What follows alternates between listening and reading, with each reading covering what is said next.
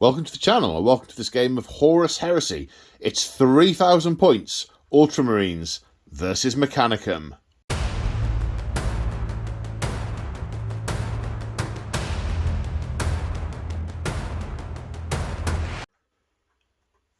That's right, folks. Today on the channel, we are on Calth, and it is the day of the betrayal all over the surface.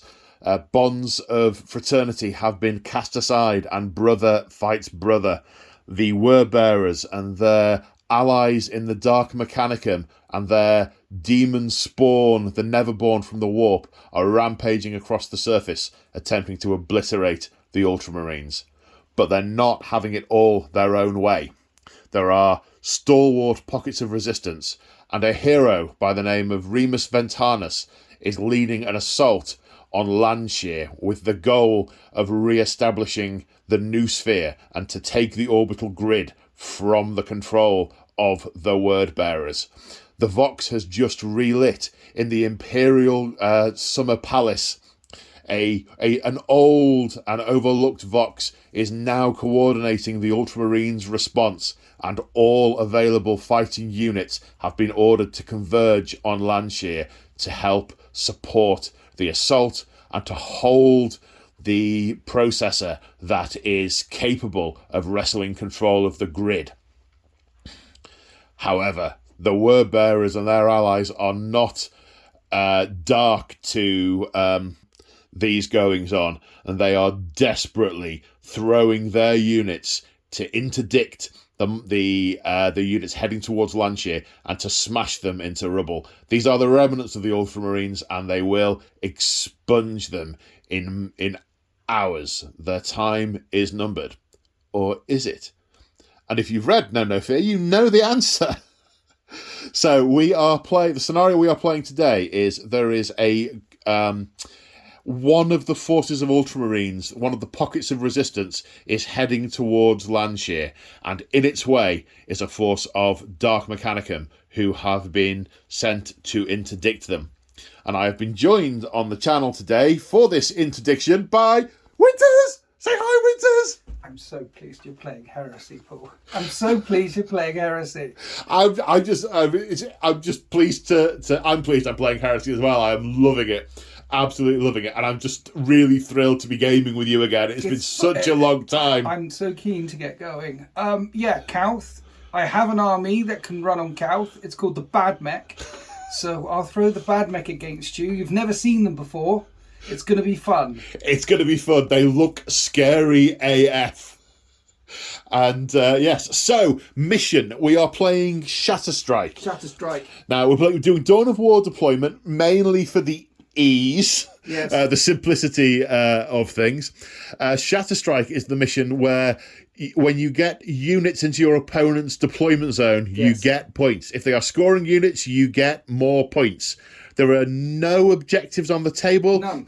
There's also points for killing the warlord and attrition. You're having the most kills. It's either most kills or most units remaining. It's one of them. Oh yeah, we'll check that.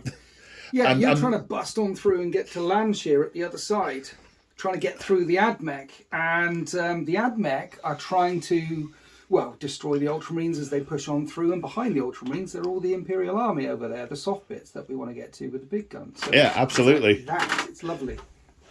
Yes. So, without further ado, we are going to lay our armies out and, yes, and look at the armies. Oh, it's so exciting! And here we have 3,000 points of Ultramarines. And it's the first time I've laid it all out in one go. And I think it looks so pretty. It's pretty. I'm so pleased. Right, I'll go through what all the units are in a minute. But first, the Ultramarines Legion stuff. So their trait is the Strength of Wisdom. And it's very wordy, but the short version is, if I fire a unit at an enemy unit, and then another unit next to it, i.e. within 6 inches, fires at the same unit as well, they get +1 to hit. Yes. And it's any unit. It's not restricted to infantry or anything like that. It is any shooting unit. Yes. So that's their main thing. Their advanced reaction is Unity of Purpose, which, again, short version, a lot of words, is You shoot at me, I go, unity of purpose, and I shoot back, and then I pick any other Ultramarines unit on the table that has line of sight, and they shoot as well. So it's double return fire goodness. I am running a Rite of War for the first time, and it is called... The Logos Lectora. The Logos Lectora. Logos Lectora. Yes. So, there are a couple of requirements for the Logos Lectora. I have to have 3 compulsory troop choices. 20 tacticals, 10 to spoiler. I wanted another 10 to spoiler, but I didn't get painted in time. And I have to have a second compulsory HQ choice, which either has to be a Damianos command, right, Damius command Rhino, or a Master of Signals. The Master of Signals has got some Gucci kit that lets him either increase the firepower of an enemy unit or screw up the reserves of the enemy. He's got a bunch of stuff. What the Rite of War does is it lets me have... There are 4 basically sort of funky options I get, where each turn I can pick one of them as long as it's not the same one as the previous turn. There's one that lets me... you got them in front of you, buddy. Yeah. What's the first one called? The movement one. Full march, you move better. Yeah. Hold fast, you get re-roll failed hit rolls. Yeah, but I can't move. Retribution strike, better charging, and regrouping. Better regrouping. It only applies to infantry, but it is really good. Yeah. Well, if you make it sing, it's really good.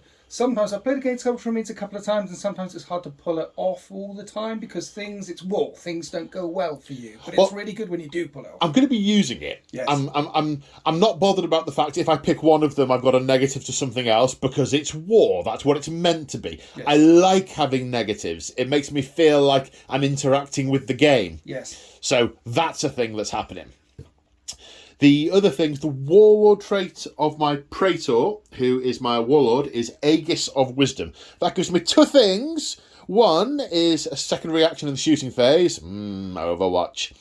And the other is anyone who can draw line of sight to him when they're trying to regroup can use his leadership and re-roll fails. Wow. Which is super nice. That's very strong. Yeah, it's super nice. Right, in terms of what units I have got, leading the army is a Praetor. He's not got very much kit because of points. He's got a Volkite pistol and a production line power sword.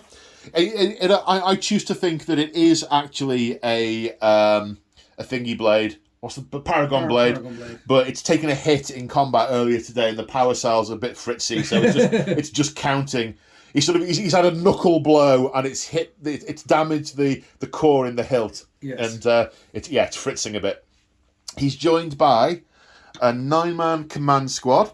They've got a mix of weapons. They all have bolt pistol, chainsword, bolter, unless the model is equipped otherwise. There's a couple of power fists in there and a couple of power swords, and 4 of them have got combat shields. The 2 with bolters also have combat shields with their chainsword, bolt pistol option. But obviously, because they've got both weapons, some are modelled with the shooty thing, and some are modelled with the non-so-shooty thing.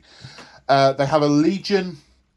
They have a Legion standard with them, which means that they are leadership 10. Any unit within 6 inches can use that leadership 10, and the unit counts as line. Not to be confused with a Herald, which gives you all that, but also gives you fearless and makes you cause fear. That does not do that. So that's the unit in charge. Over here we have 10 to spoilers in a Rhino. They are WYSIWYG. We've got a fist. We've got Volkite pistols and a couple of power axes. And a Vox and a Vexilla, thank you. And they're in a Rhino. They, unlike most of the other units on the board, they don't have an auger scanner.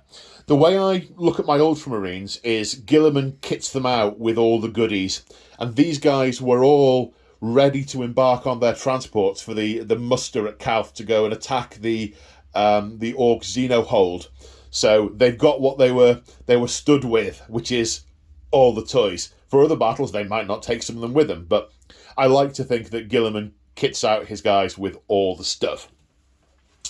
So going across, 20 Tactical Marines with Vox, Scanner, and Vexilla.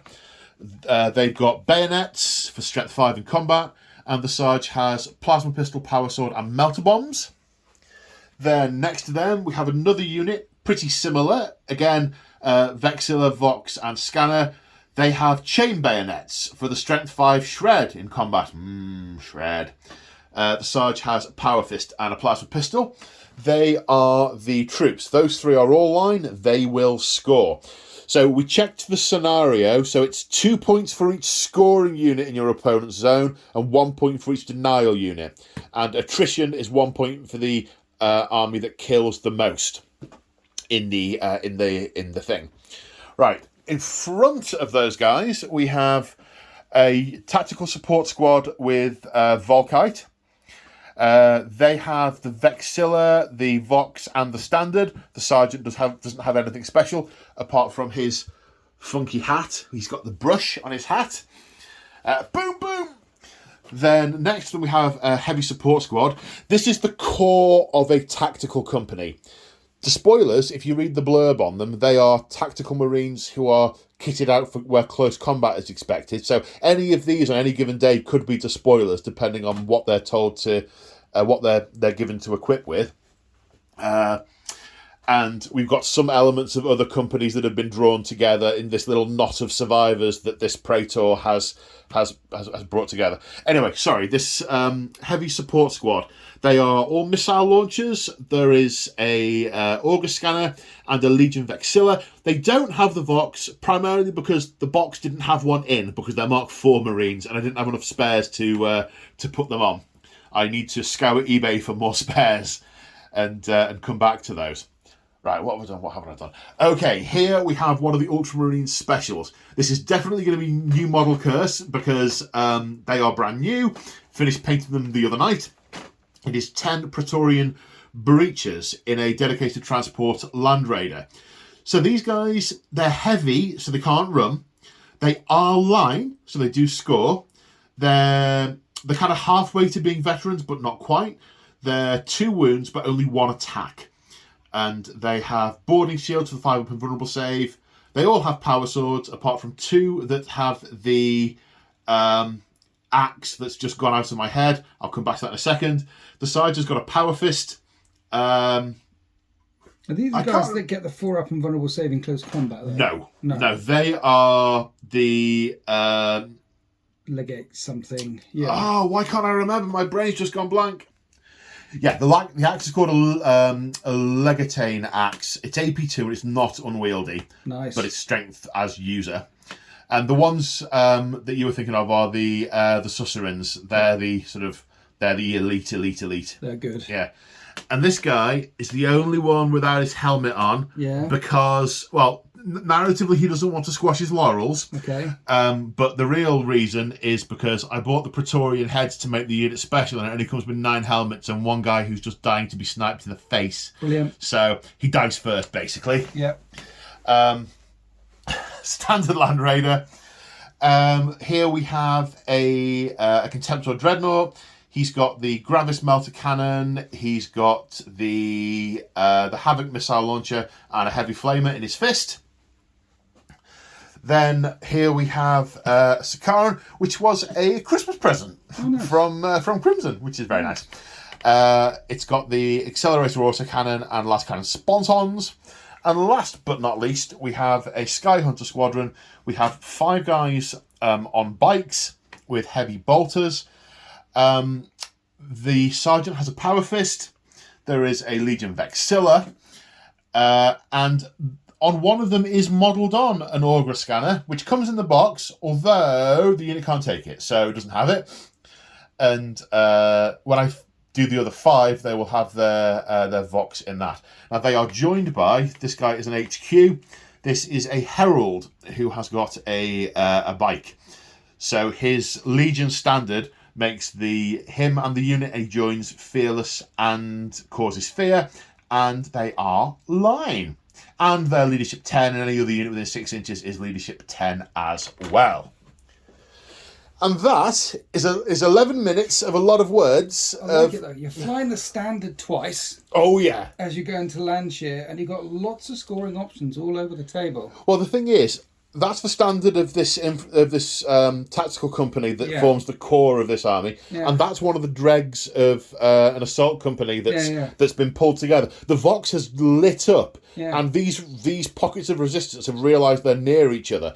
We've got an element of a breacher company that's survived, that's come and joined, and this is forming the tip of a spear that's going to try and punch through to Landshire. But this is happening in microcosm all over the surface of Calth. Now we have an objective, and we are now being successfully coordinated by the Magos and the New Sphere in the Summer Palace. And on that note... Talking about Magoses... let's take a look at the Dark Mechanicum. And here we have 3k of Mechanicum. And it's just so pretty. Quality over quantity. Much better quality than those blue loyalist scumbags. Much better quality here. This is the Mechanicum Tagmata, or that which is divinely ordained for war. This is Archmagos Ares T, who was on Calth, by the way. Really? So he was there. Ares T was there. Now, we don't have rights of war or any of those things. What we do have, though, is... if you bring along an Archmagos, what type of Archmagos is he? Is he a member of the Lacmentera? Is he a member of the Ordo Reductor? This guy is a Legio Cybernetic Archmagos. He makes cybernetic constructs. He's a robot guy. He's a robot guy because in the back here you can see 2 units of Castellax. They are troops in the Mechanicum book, but when you bring along an Archmagos, he gives them line. He has loads of them. Right. So they're troops normally, but they're not line normally. Exactly. Like Legion support stuff. So because he's an Archmagos Legio Cybernetica, he gives them line. He has thousands of them. Thousands of them. And then the other troops that are line are the 4 units of Thalax, which were the basic line infantry of the Mechanicum era. Not the Scutari that we know and love today, because the Scutari was the army of Mars. And after the schism, the Great Schism, the Scutari spread across the galaxy, and the Scutari are everywhere. But back then, it was Scutari everywhere. And Ad Secularis Covenant, things like that. Little basic guys. But he doesn't have very many of the basic guys because he is an Archmagos. So Archmagos Ares T. He's a 220-point model. I gave him all the goodies because he's an Archmagos. So he's got rag grenades, melter bombs. He's got what? He's got rag grenades. Rag grenades. You're going to make a mess of the surface of my beautiful planet if you throw those around. Radiation. He loves his radiation. He's got his melter bombs. He's got his cyber familiar. He's got an augury scanner, and he's got a master-crafted mechadendrite hive. 220 points. What does all that mean? It means he's okay in close combat at initiative 4, weapon skill 4. But he's an Archmagos, which gives them line, and because he's Legio Cybernetic, what happens with the big robots is, if you're not within 12-inch range of one of my Archmagos, they will always shoot and attempt to charge the closest enemy unit. They will fall back on program behavior. So long as they stay within 12 inches of my HQs, he can command them and tell them to do things. He can insert some new code into their cortexes and direct them as appropriately. Essentially, it's called Patrice Cybernetica. He will see through their eyes and hear through them, as well as all of his normal sensory arrays. He has them as well. So while he's within 12, he is connected to them. So both of these guys can give orders to the robots. So they basically ride the robots. They ride the robots. They give, so long as he doesn't make a shooting attack, either of them make a shooting attack, they can ride the robots. And there's 4 things they can do, and you can get one of them for free. You can say this is turned on or that's turned on, or just like psychic powers, you can make a cyberthergic test and try to do 2 at the same time. Right. If you fail the cyberthergic test, he'll take a wound, which you can get an invulnerable save for. And then the unit that he's attached to, not the unit that he's trying to give the order to, but the unit that he's attached to automatically become pinned, which really sucks when it happens, and it's happened a few times. Right. Because they stand still as he's getting this cyberthermic feedback, and when you're pinned, you can't make any reactions, you can't do anything, it sucks. Yeah, pinning sucks.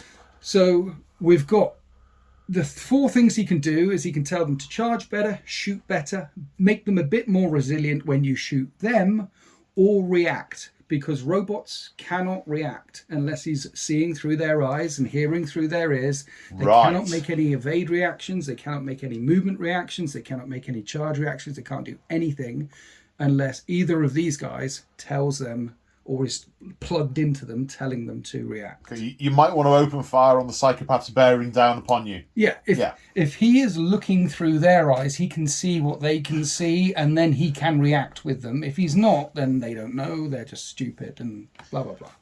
Okay, so he's got all the toys, as I mentioned. His warlord trait is called the Science of Slaughter. It's not the best one you can get from Mechanicum, but it's beautiful. It gives me an extra reaction in the assault phase. And for every round of combat that he's locked in, apart from the first, he gets better at fighting. His weapon skill goes up and his strength goes up. So after 2 rounds of combat by 1, after 3 rounds of combat by 2, after 4 rounds... Do you know who else does something like that? Who? Gilliman. Yeah. Yeah. I mean, it can go, it literally says up to a maximum of 10. So he can go up to strength 10, weapon skill 10 if he's locked up for many, many, many rounds of combat. He'll get better and better and better. That is amazing. I really want to see that. I almost don't want to kill him. It's like, here, have 20 tactical marines. Go on. It's just allowing you to film it. Right. Because he's an Archmagos, he is toughness 5, which is rather important for those strength 8 explosions. And he will be attaching himself to a unit of Myrmidon Secators. Myrmidon Secators are Forge Lords in their own right. So they're part of his temple, part of his forge. But they believe that the best way to show their worship of the Omnissiah is through the art of war and destruction and death. Is to kill other things with his toys. Yeah, so the way I like to think of it is like a unit. They're like old knights, like ancient knights of old. They've got all the best kit. Yeah. They're all part of his court. They've put together all the best kit and they ride out to war with this fella. Nice. Now, their axes, they're all unwieldy, strength 7 minus strength 7 AP2. But with him with rag grenades, your toughness will go down by 1 in the first round of combat. So they can double out in the first round of combat. Yeah. They're the only really punchy thing in my army because they do have hatred as well baked in. So they re-roll all their attacks. And they're toughness 5 with 4 wounds and a 5-up and vulnerable save. They're like Terminators. They're the best thing in the Mechanicum Codex. And if you want to be really mean, you bring 3 units in. I like them. And I'm not... I say I'm not scared of them. Obviously, they're really powerful and they're going to kill some stuff, and they're going to take a lot of killing. The thing I am most scared of are those guys, but we'll talk about why in a minute. So in this squad, there is 3 units, 3 with the plasma fusils, which do get hot and will burn them out as they shoot them. But again, they're just expressing their worship of the Omnissiah. It's not instant death, though, is it? It's not instant death. It's a wound. Yes, and they have 4 wounds. Yeah, so that's fine. They're overcooking all the time. Yeah. They're hurting themselves. They're walking around with this fella. He's shouting out orders all over the place. Their plasma burns are signs of devotion. Exactly. And he's got an augury scanner as well, so they can intercept within... And it's 24 inches on the plasma, 12 inches on the Maximin bolters on the front. Interestingly, one thing I forgot to mention with my Rite of War, with the Logos Lectora, is I can't make deep strike or outflank attacks. I can put units into normal reserves, but I can't deep strike or outflank. There's no restrictions on this list for me. It's this Legio Cybernetic, you pick it, you pay a lot of points. The only way to get is an Archmagos. The other thing in Mechanicum as well, like you can bring 1 Praetor per 1,000 points. Oh yes. You can't do that in Mechanicum. You can bring 1 Archmagos per detachment. I like that. And that's it. Well, they're his robots. They're tied into him. Yes. He made this stuff. Paul, from lifescience.com. Hello. The researcher's robot tied What's going on? Robot. It heard robot. Turn it off. Alexa, shut up. Stop. Apologies for that interlude. Okay. Last thing about him I should mention, Cyber Familiar, so he's got a 3-up and vulnerable save. 3 wounds, 3-up and vulnerable save. Joining with him is a Magos.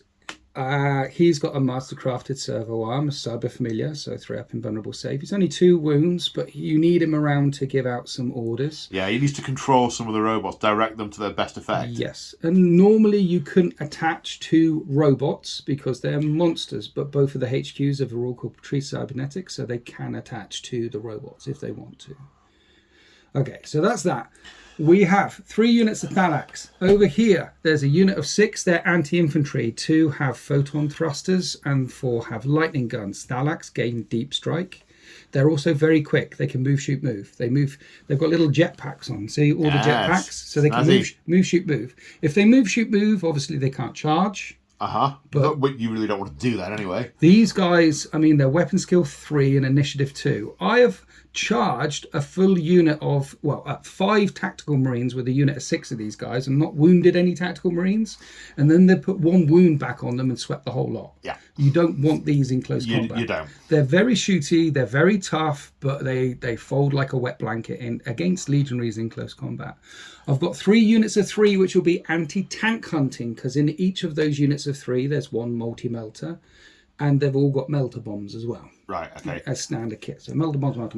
And you've got deep strikes. They can deep strike in, maybe plug a vehicle. Don't have a huge number of tanks, so they are going to... They're in a target poor environment for their tank hunting. Yeah, we'll see if they're there. Over there, we've got a unit of 5 Castellax Battle Automata with power blade arrays, flamers in their fists, and multi-melters. That's a 550 point unit of just rock. Again, initiative 2, weapon skill 3. They're terrible in close combat, but they can... But I guess the multi-melters can only kill 5 marines. The multi-melters can only kill 5 marines. Yeah. And they can't react unless I tell them to. What they are is a really big roadblock, which is tough to get through. Normally, against dreadnoughts, terminators and stuff like that, that's the only real unit that's slowing down stuff coming towards the back lines. Yeah. On the left side, there's 4, and they've all got dark fire cannons, which are AP2 and blind. The photon thrusters here and these Thalax as well. So there's 4 shots that blind. In this one, there's 8 shots that blind. These are strength 6, those are strength 7. I'm going to be going blind a lot. Ironically, the Mantle of Ultramar that I couldn't afford because it didn't quite have the points makes the Praetor immune to blind. Nice. Okay. So that's what they do. So he's going blind. Then in the backfield, 235 points. That is 1 unit of Thanatar. I could take them as 2 separate heavy stuff, but you want them together as 1 unit, so when you overload the program, when you do the cybernetic stuff for a unit, it affects all the robots in the unit, not just 1. Yeah. And also when one of them, I've ran them as individual units before, and scattering blasts, they miss. You can also, the big plasma on the top, right? Strength 8 AP4. But it breaches on a 4 plus, yeah. And you can overcook it to fire it twice. Oh! So there can be 4 large blasts coming out of it, but every time you overcook, you automatically take D3 wounds with no saves. Right, but they have got 7 wounds though, haven't they? They have got 7 wounds. They're the same toughness and number of wounds as a Leviathan Dreadnought. Toughness 8 with 7 wounds and a 5-up invulnerable save. You said they were 235 points, that's each, yes. not for the unit, right? Yes, that's 470 points for them. They're actually set up as anti-infantry, and again, most things for AdMech don't want to be in close combat. They don't want to be in close combat. But at toughness 8, your bolt guns are not injuring them. I know. What's going to be really interesting with this game is most of the Heresy games that I've played so far, and the way we're leaning on the channel, because I'm doing a lot of videos with James March from March of War, we're leaning to sort of keep all the AP2 and stuff down on the Legionaries to have it make the standard line marine the star of the show kind of thing. So coming up against Mechanicum, which are a totally different kettle of fish and have all the snazzy weapons with all the AP and all the things like the blinding and the dark fire, and this is going to be really interesting. I am going to be losing Astartes left, right and centre. It's going to be very, very bloody for you. It is, You're going to want to get in close combat except against the Myrmidons. But interestingly, you've got lots of heavy bolters, which normally don't do that much against legionaries. But all these fellas, my line guys that score, have all got 4-up saves, and you should rinse through the Thalax. And they got 3 wounds each, haven't they? So they got 3 wounds each, 4-up saves, 6-up feel no pain. So the little ones are 9 wounds in a unit. Yeah, they've got 6-up feel no pain because they're always in pain. It's a brain and a spinal column which has been shoved into a piece of wetware, which has been shoved into a piece of hardware, and they're in pain all the time. They're badly treated dreadnoughts. And these guys don't care whether they're in pain all the time, and their subroutines only ease the pain when they're killing, so they feel no pain in the battle. Bit like the Butcher's Nails. A bit like, it's very, very similar to the Butcher's Nails, which is again why you don't see very many Thalax after the Heresy, because these things, there's a brain and a vat in there. They're not robots, they're cyborgs, they're cybernetic constructs.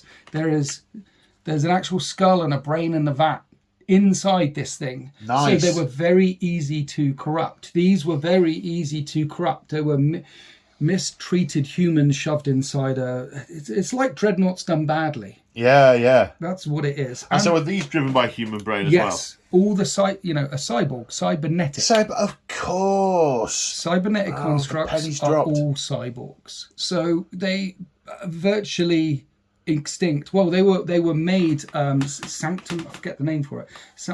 They were banned after the Heresy because basically almost all of them turned to chaos. Nice. Very easy for a demon to infect. But yeah, you're right. Admech, Mechanicum, it's all about the guns. We make all the guns that you guys use, that the Guard use. We're not that great in close combat. There are a couple of units like Myrmidons. If you want to make it a close combat Admech unit lists, bring lots of Myrmidons along. There are robots called Domitars, which are the punchy version. You can build some punchy Admech lists, but you're limited to literally 2 or 3 units. Domitars, Vorax, and Myrmidons. I will be getting some Admech as allies at some point, because the Admech on Calth in No Fear, the Admech are one of the main forces that ally with the Ultramarines to defend against the traitors. And there's one particular scene where Ventanus is running from the word bearers, and he goes into a warehouse, and the word bearers break through the door, and they've got a Land Raider and Terminators, and he thinks, my number is up here. Yes. Then all of a sudden, they just evaporate in a flash of energy and power, and it's the Mechanicus who come in and obliterated them. Nice. And he says to them, can you do that again? And he says, we maybe have enough power for one more assault. Yeah. Well, I can recommend to anyone. So Thalax, if you bring a Forge Lord along as a Legion Centurion, a Forge Lord comes with a Mechadendrite Hive, then you can bring up to 3 units of Thalax as elite choices. And so you don't even have to ally. You just bring your Forge Lord, you bring a couple of these units along in your elite slot, and they have line. So what you could do is bring a Forge Lord and bring a unit of 6 and a unit of 6 of Thalax along. And that's a good way to start a Mechanicum allied slot. Because my poor wallet. You're going to always have Thalax. They were ubiquitous back in the times. Of course. Of the Heresy. Wow. I mean, it looks gorgeous. It's incredibly... It's just scary, but the narrative is just dripping off it. I am really looking forward to, like you say, it's quality over quantity, and I am going to really struggle to take down some of these units, and they are going to be punching through power armor. I also, you may notice I didn't call out artificer armor much in fact I forgot to altogether. The only sergeant who's upgraded to artificer armor is the Praetorian Breacher sergeant, because I think he should. The others, they're line sergeants out of 250,000 Marines. They shouldn't all have artificer armor. So, yeah, the power armor is going to run like water into the gutter. Excellent. Right, well, let's go on to deployment. I cannot wait for this. Nice. Okay, so we're halfway through deployment. I won the roll-off, and I decided that what would happen narratively is these guys would be in place, and I would be coming up when I'm approaching them. Because I have Vox, I would be able to counter-deploy to my best effect, but they are lying in wait. So I elected to make Winters deploy first, and he will, of course, take the first turn unless I seize. Mr. Winterset, could you please talk me through your deployment? It looks terrifying. Archmagos Ares T in the middle of the table with 1,000 points of pain. The Castellax, the Myrmidons, we're going that way. And then I needed to flank him, so I put big robots to the right of him. And then other big robots to the left of him with their second in command. And I spread out the Thalax all the way along the lines. I felt that this flank is heavier. There's more down this flank because I need to push through you to get to the juicy... These are the anti-infantry Thalax? Yes, I need to get to the juicy Solar Auxilia behind you. Really, you're in the way. Yeah, quite. We're blocking you getting to Landshire, and we want to get to the soft meat behind. I did put one unit of Thalax in Deep Strike who could... they've been ordered to take off into the sky, and they'll drop down and try and clamp some melter bombs to a Land Raider, and that's it. But you're noticing some disruption on your Vox from my Vox disruptor. Yes. We didn't take off with all of the Thalax because you've got Vox disrupt and Nuncio Vox. You see us coming quite easily. Yeah. So just one unit. We see that. We hear that over the noosphere. Just one unit. One unit. Okay, right. Now I get to counter deploy. And here we are after the Ultramarines deployment. But before I talk through my deployment, I've been forgetting this a lot recently, so shout-outs. So the battle mat is from P-Work. These, the silos and this industrial stuff is GameMat.eu. These buildings are from Urban Mats, thank you. This crashed Aquila is an old GW model. These barricades are March of War, as are the beautiful scenic bases that my Space Marines are on. They're lovely. And the trees are from the model tree shop. And the gravel came from an aquarium, I think. They probably won't get much traffic on the channel. Okay, so my deployment and the rationale. So I put the Sikaran here because it can damage the big robots. There's not a lot that can damage those big robots in my list, and they are going to be shoveling Marines off the board. They are my... Everything's scary, but there's only a few units in my army that can damage those. So they are a prime consideration. I did consider putting the Land Raider here as well to get all the last cannons on it, but I didn't want to do that because there's a lot of close combat death coming up that way. So I've got the Land Raider with the Praetorian breaches. I've got the Despoilers here as well. They have the option of maybe going around the side. These flanks not quite so heavily defended. Maybe I can split some of the Admech off from the main clutch of death in the middle.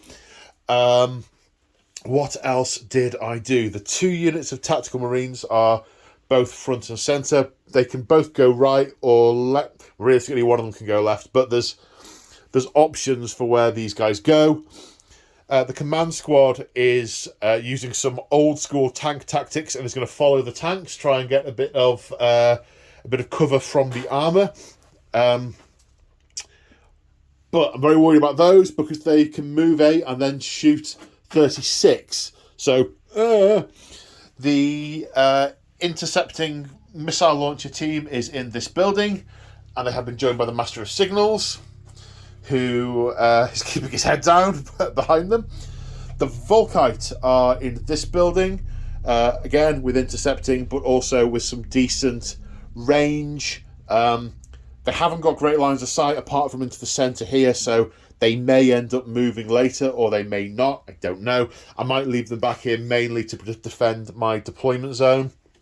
And then lastly, we have the Bikes and the Herald over here on the flank. I wanted to keep those as far away from all the Strength 8 AP2 death as possible. Well, technically it's AP4, but breaching on a 4+. Yes. Because they're toughness 4 with 2 wounds. Yes. I'd really like those not to be doubled out instantly. So they're going to be more of an annoyance unit, I think. I'm going to flanking bikes. I mean, it's classic. Bikes flanking. They're fast. Absolutely. So that is my deployment. The breaches are in here, obviously. The spoilers are in there. Nothing in reserve. I could have put some things in generic reserve, but this force has been assembled. It's the tip of a spear. The rest of the spear is kind of manky and rusty. This needs to thrust forward. I have 2 different plans depending on whether or not I'm going first or not, and I'm going to seize the You initiative. shouldn't. Stealing from friends is you shouldn't. Stealing's illegal. I have never seized the initiative. Well, you're not going to now because it's bad. Loyalists don't do this sort of thing. I know, it's terrible, isn't it? See? Yeah, okay. Admech, turn 1. Talk it if you want. So at the end of the movement phase, these phalanx have flown through the building. One of them has caught a vital system on a metal spur sticking out a piece of reinforcement for the concrete, Yes. and has taken a wound. He failed a dangerous terrain test. They're not Cassifracti. Castellax have moved at the front, followed by the Myrmidons. The Thanatars have moved over to the right, and I think they are eyeing up the missile launchers. Definitely. These guys have stayed put, a reserve for later. These other phalanx have flown into the cover. I think there was some contemplation. Of bringing them up here, put some fire down, but a more circumspect approach was taken. And this unit of Castellax? Yes. This unit of Castellax have moved up, ready to start doing some shooting. But we're, of course, slowed down by the terrain. We're going to do some cyber surgery while you're pointing the camera here. Okay. I'm going to improve their ballistic skill and also ignore the first shooting damage that comes through from every shooting attack. Because I want to do 2 things. I have to pass a cyber surgery check. Right. Which is Leadership 9. Which you pass. And then over here, these guys, I want them to react. And I only want them to react right now. So they just get to do that then? Well, actually, let's ignore the first damage for each shooting attack as well. So you're going to make a cyber 30 test as well? 10, which I'm good. Also pass. So they're going to both these units are going to ignore the first damaging attack in each phase, was it? No, the way it works is every time you shoot them, each unit that shoots at them, the first wound that comes through I ignore, and then the next unit that shoots at them, the first wound that comes through you ignore. And then see, because normally they can't react. I've told them to react as well, but these guys on the left, they can't react, so I can't evade or do anything. So it's my way of mitigating against some of the damage because they're not evading, they're just shooting better. Gotcha. Okay. Right. Okay. Yeah. I'm ready to shoot as well. Okay. Uh-oh. I'm going to fire 2 big templates of love onto your heavy support squad. That's not very friendly. Okay, so it's time to place the pie plates. I'm going to return fire because they're going to be dead in a minute. Okay. So I'm putting there. Back there. I'm not overcooking. Yeah. I rarely overcook, to be fair. Maybe as a last-ditch thing. But the first shot is going to scatter that way 6 inches. Ends up here, gets 7 in the tactical squad. Brilliant. And the next shot is going to hit because of ballistic skill high. Okay. And that gets many. Now, the interesting thing about this is you can't shroud. And also the Mauler packing bolt cannons are at range. Okay. So you're going to get all 10... You're going to get 10 hits on this squad. Yes. And 3 hits on that tactical squad as well. 10 hits on the heavies. 10 hits on the heavies. Strength 8. Wounds on 2s. Okay. 4s a breach. So those will be ruin saves, and those will be armor You know saves. cover. Yeah, so, sorry, yeah, they're dead. 3 are dead, and those you get saves against. Okay, 5 saves. Of 3 plus. 2 die, so that was 5 die in total. 5 in total. Then 7 the tactical squad. Wow, okay. That's 2 saves and 5 dead. Yes. Well, yes. 2 saves. So 5 die. Yeah. 5 die from there. And then 3 on the other tactical squad. Oh, is there? There's 3 more. Yeah. Brilliant. So 5 in one squad, 1 in another squad, plus a save. Make the save. 1 in another squad. Okay. So, 5 and 1. Yes. And then 5 died from there as well. Now the heavy support squad returns fire, hitting on 2s because of the Master Signals. Master Signals. Thank you. Okay, 8 hits. Going to wound on 4s. Yes. Oh yeah, crack missiles. I probably went without saying. Yes. So we have 1, 2, 3, 4 saves of 2 plus. I take a wound. Take a wound. Can't ask for much more than that, statistically speaking. Now the Castellax are firing. 2 of them can see past this building at the Sakaran. Yes, it's the only thing in line of sight and range. I could shoot the heavies, but they're already taking a leadership test. Anyway, multi-melters hit on 3s, and they're strength 8. Your front armour is 13. You're outside of armour burn range. And that's a glancing hit. So a hull point. But there's cover in the way. You're going to get a 6 up because I can't see all of your stuff. Okay. And you're there. Yeah, it's a hull point. Hull point. And now this unit of Castellax are opening up at the Land Raider. Yes, now, it's only strength 7 with the Darkfire cannons, but they do have lance, you see. And, yeah, they get hot, so I have to do all these individually. And remember, I put their ballistic skill up. Right, okay. So I'm going to return fire. Have you got 2 reactions to shooting phase, haven't Yep, you? I do. Nice, okay. So, anyway, I'm hitting on 2s. And I'm rolling them individually because it gets hot. Because it gets hot, yeah. 2s, Makes 2s, perfect sense. There's a gets hot. 5 up and vulnerable save. Which you make. And 2s. So that was a 2. That was a hit, yeah. Right, strength 7. Because of lance, my armour goes down to 12. Yes. So 5's glance, 6 is pen. And we have penetrating what pen? hit. You're AP 2, so you might blow it up. Well, you get a 6 up. There is cover save. Trees and there's stuff and things in the way. You can't see all of the front of my armour. Right, okay. 6 up cover save. Yeah. No. So a 6 and a 1-shot your Land Raider in turn 1. That'd be glorious, wouldn't it? Yeah.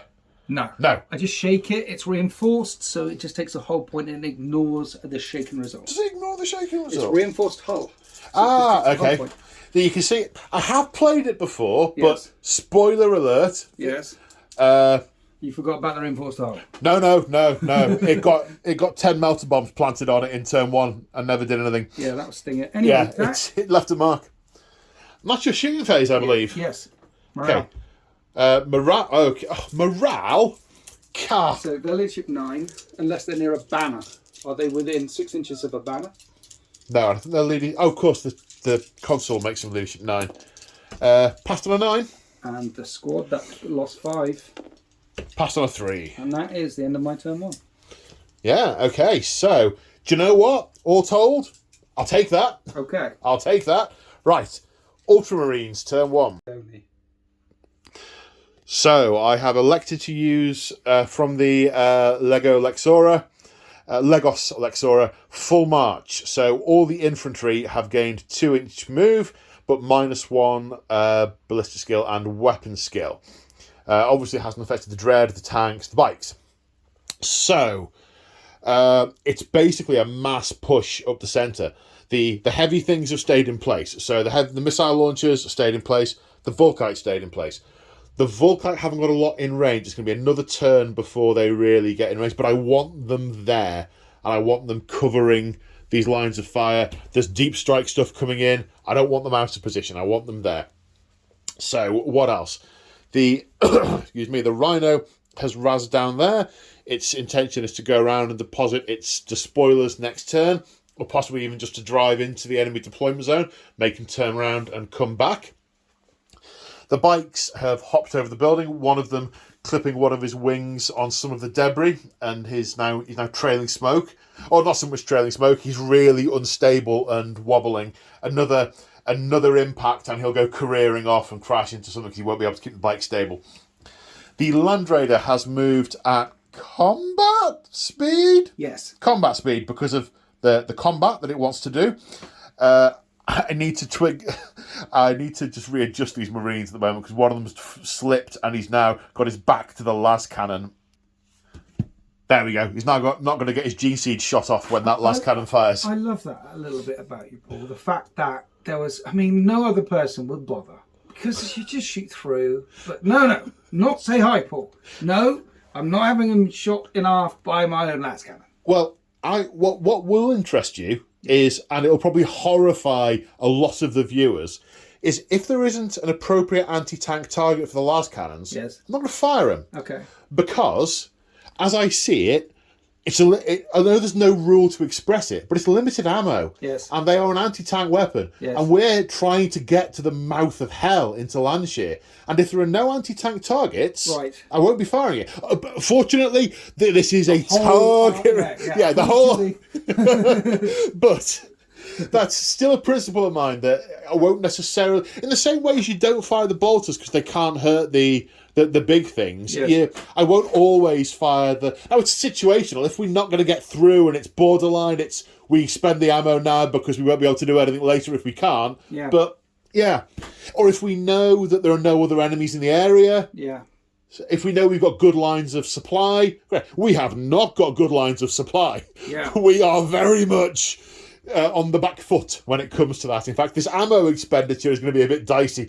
Anyway, so the Land Raider moved at combat speed to put las cannon fire down here. The command squad, again, following up in its wake. I like to think that he had a command Land Raider and it was taken out at some point earlier in the day, and he is now on foot. He hasn't decided to try and commandeer the Breacher's Land Raider. He's marching behind it, yes. That Land Raider is still very much in the cellophane. Okay, so moving through the difficult terrain, +2 move, -2 move. Yeah. I did contemplate running. I did contemplate trying to go up here. All in all, I've decided that the best thing to do is just get as many bolter shots down the table as I can, because that is what Tactical Marines are for.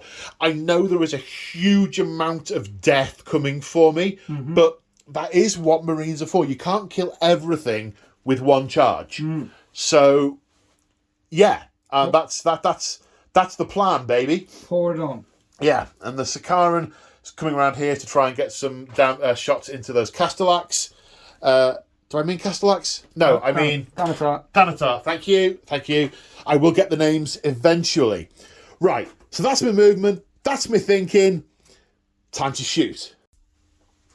So, my first objective is to take down those Thanatar, because otherwise, yeah.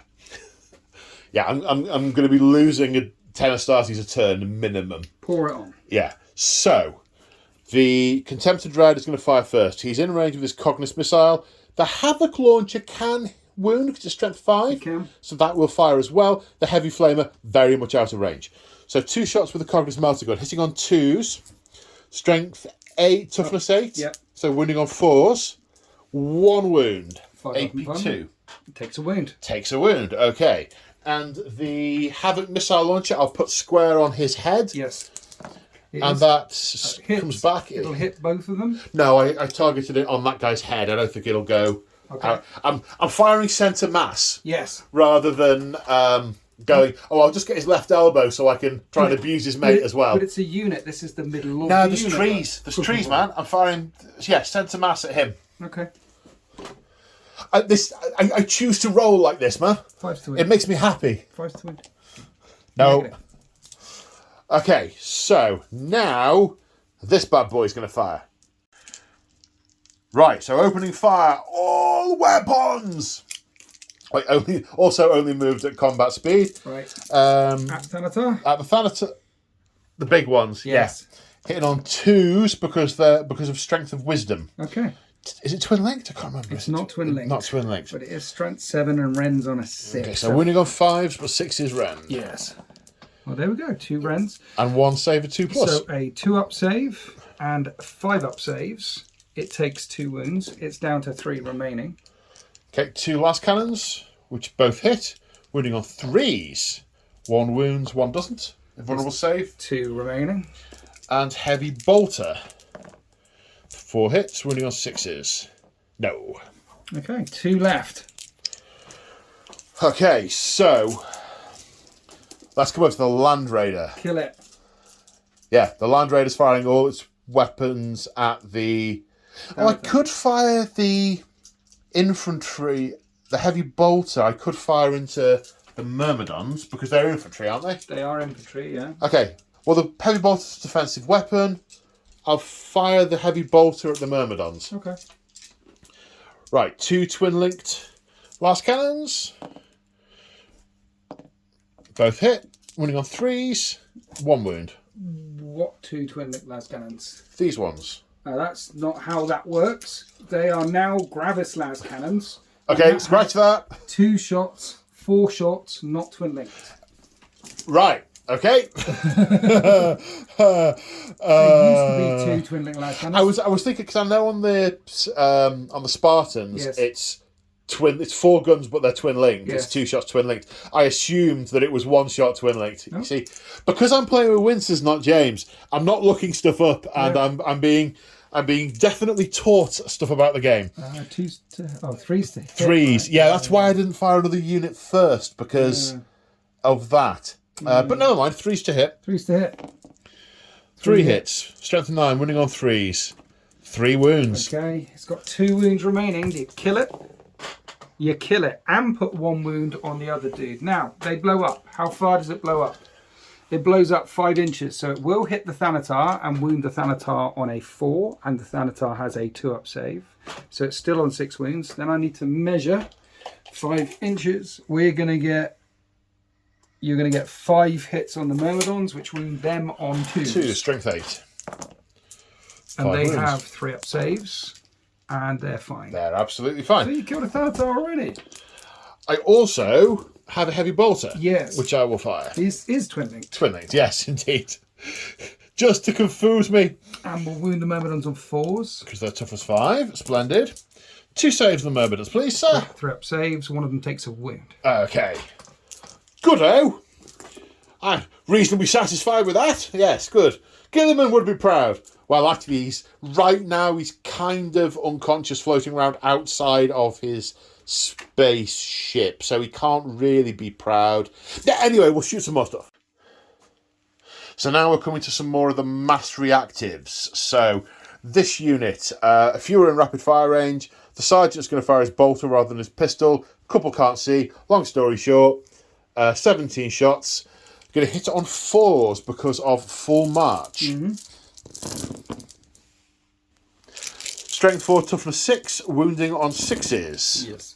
1 save to take. The way it works is, because I have looking through the eyes and listening to the ears and things, I ignore that. The first damage that comes through from every shooting attack was cyberthurgy. But is it the wound, or is it after? Do you not have to fail the save first? Nope. You don't even have to roll. You just discard the first wound that comes through. That's not as good as I thought it was then, because I thought it was after the saves are taken, the first one gets negated. It's before you take any saves. Right, okay. Right, okay. The other unit are going to get +1 because a nearby unit has fired at them.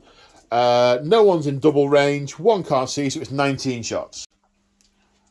Right, 19 shots with this unit. Then I'm going to hit on 3s because another unit within 6 inches has fired at the same target. Strength of Wisdom. Wounding on 6s. And we check the rules. It is discard a wound before allocating to a model. So that gets discarded. 2 saves, sir. And take 2 wounds. Woohoo! Mass reactive for the win. Right, now the remaining missile launchers are going to fire. We're going to fire crack missiles into the Myrmidons. Okay. Because we can see that's where the command's coming from. They are within 6 inches to the Land Raider, so they're going to get +1 to hit. +1 from the Master of Signals. 2 pluses, 1 minus. They're going to hit on 2s. 4 hits. Wounding on toughness 5, yeah? 2s to wound, wounding on 2s. 3 saves. They're AP 3, so it's your invulnerable saves. 5+, 3 damage. And 1's dead because 1 took a wound earlier. When the big guy blew up. When the Thanatar. He had a bit of shrapnel in his head from earlier. He's having to run some diagnostics. I'm just going to sit here for a while the diagnostics run. So I've ummed and ahed about where to put the bike fire into, whether to put it into the Myrmidons or the Castellax.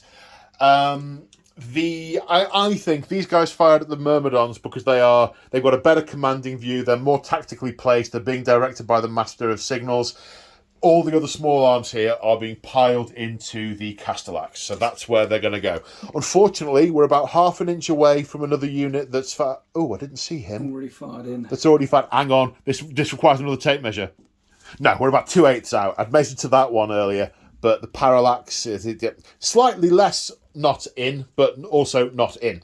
Well, we're going to evade this shot. This area has been lit up by mass reactive rounds. You've pummeled into the Castellax. One of the Myrmidon Lords has already fallen, so Ares T is going to take control of their neurothurgy, and he's going to evade this shot. They're going to brace for this incoming fire. They're going to clamp the armour, orient the armour panels forward, reduce their target profile. Yes. Present front armour. Okie dokie.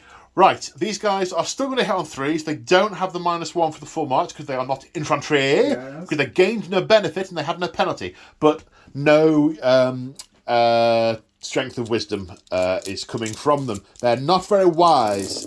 Hitting on 3s. 12 hits. Strength 5, toughness 6, winning on 5s. 1, 2, 3, 4, 5. One of them gets ignored. 4 saves. 3-up saves, and then we evade.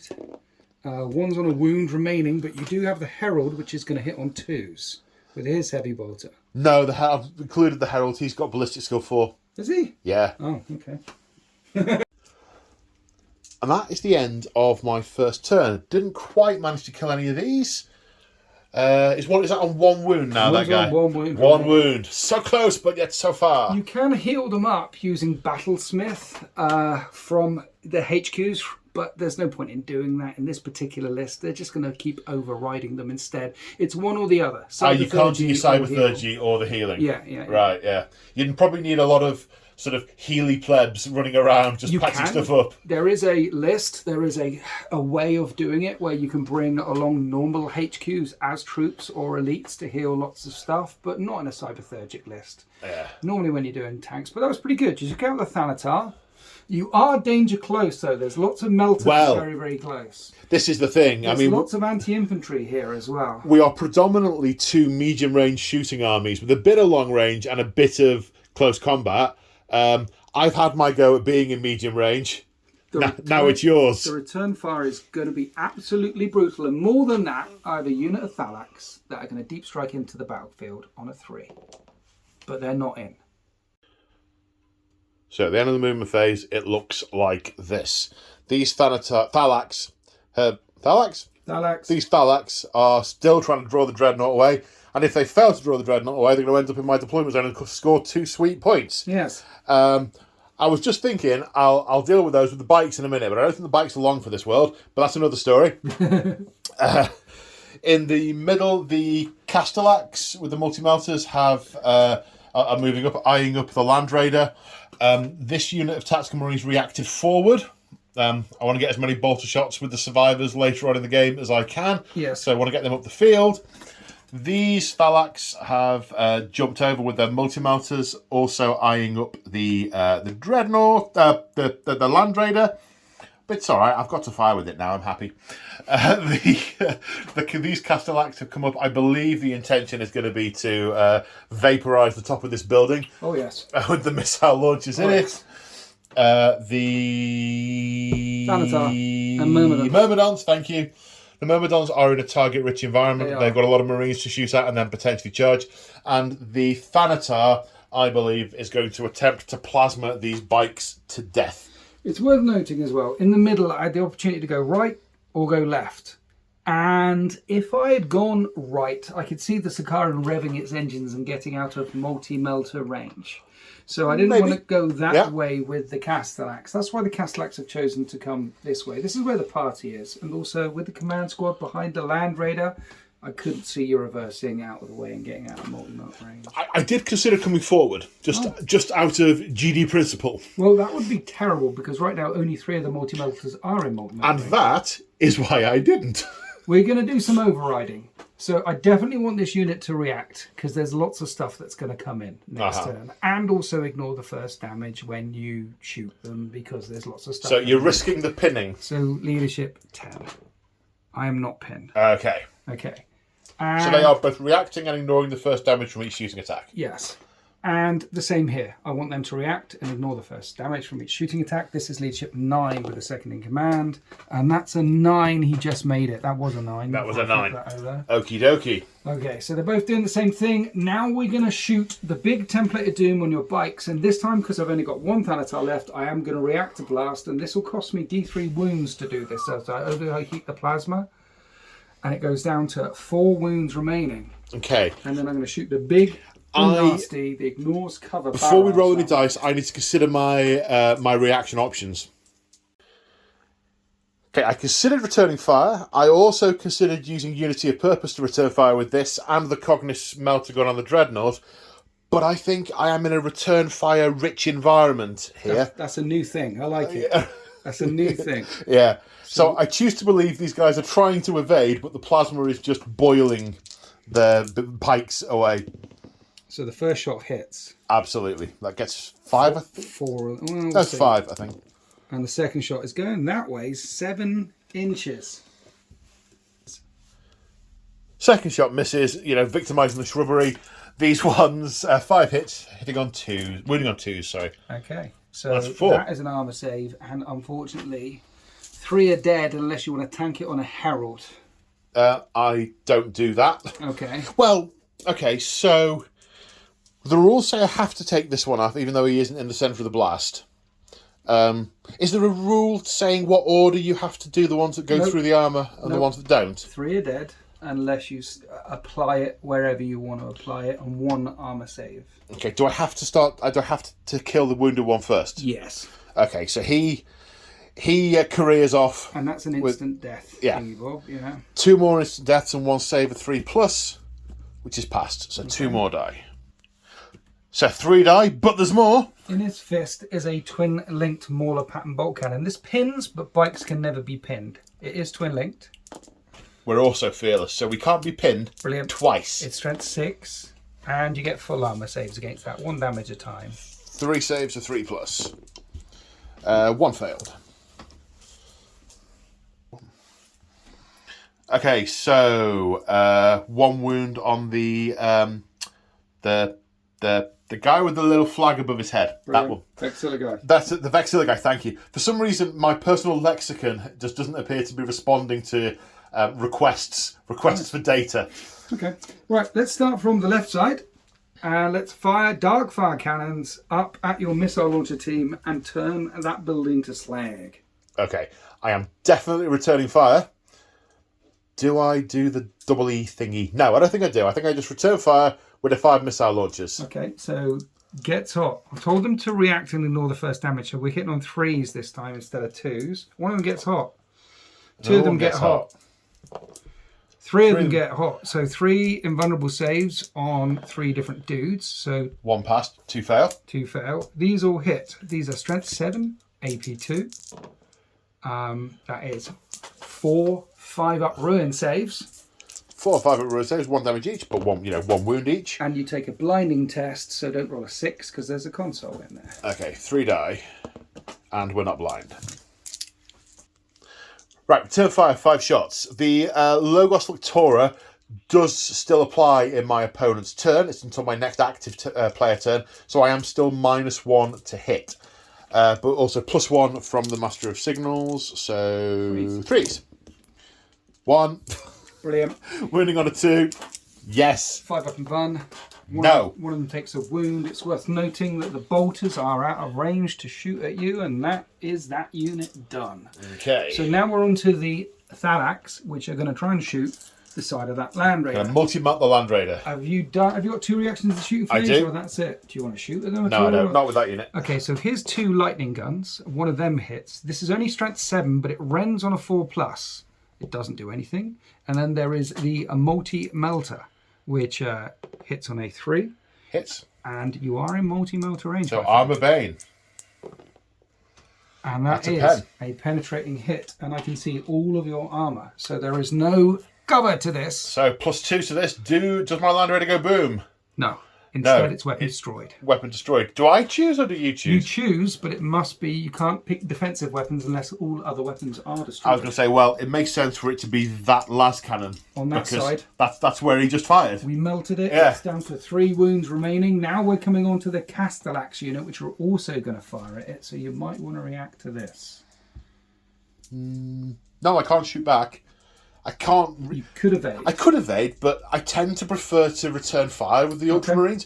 Also, he is not exactly it. He's got Marines right by him. He's got a command squad behind him. Yes. No. Okay, I'll start off with the 2 at the back, which are not in armor bane range. These hit on 3s, and I need 6s. No, and then the 3 that are in armor bane range hit on 3s, and all multi-melters are twin-linked, which I like. 1 hit. Brilliant. Man, unlucky. At least it pens. Now, I can't see 100% of your armour. There's dudes in the way. On a 6, you get a save. No, I'm not taking my guys as a save. But that's the... Okay, tell you what. I'll take a save, but if I make it, I'm taking off a tactical Marine. Sure. Dead tactical marine. There we go. no, not dead. No, so if I made it, I was taking yes. off tactical marine. Yeah. AP1. So looking for a 5 again. That's 5. a 5. That's a dead Land Raider, which blows up 4 inches. Uh-oh. So, there's a lot to go through here. Explosion was 4 inches. First off, the bikes have been wounded twice, 2 saves of 3+. Actually, no. I'm going to say this one has to hit the Herald because he's the one who's in range and that's the one that isn't. You've got 2 up then, the Herald. Yeah, so the bike, 3+, dies. The Herald, 2+, lives. Okay, would be a pinning test, but can't be pinned, fearless. Right, 14 of this unit of Marines have been hit. 3+ saves. Drop dice don't count. 3 of those die. Pinning test. But I get to leadership 10 because of the standard. So they pass. How many did I just say died? 3. And the command squad, 10 are hit. They've all been injured. They've all been wounded, sorry. So saving on 2s. I don't know where that's from. That didn't belong there. 2 of those guys die. Oh, sorry. No. Yes, sorry, brain. 2 dead from there. And then the breachers inside the Land Raider. All 10 of those were wounded as well. They're saving on 3s. 3 of the breachers die. 1 of the command squad, 3 of the breachers. And now pinning tests. Leadership 10, because of the banner, passed.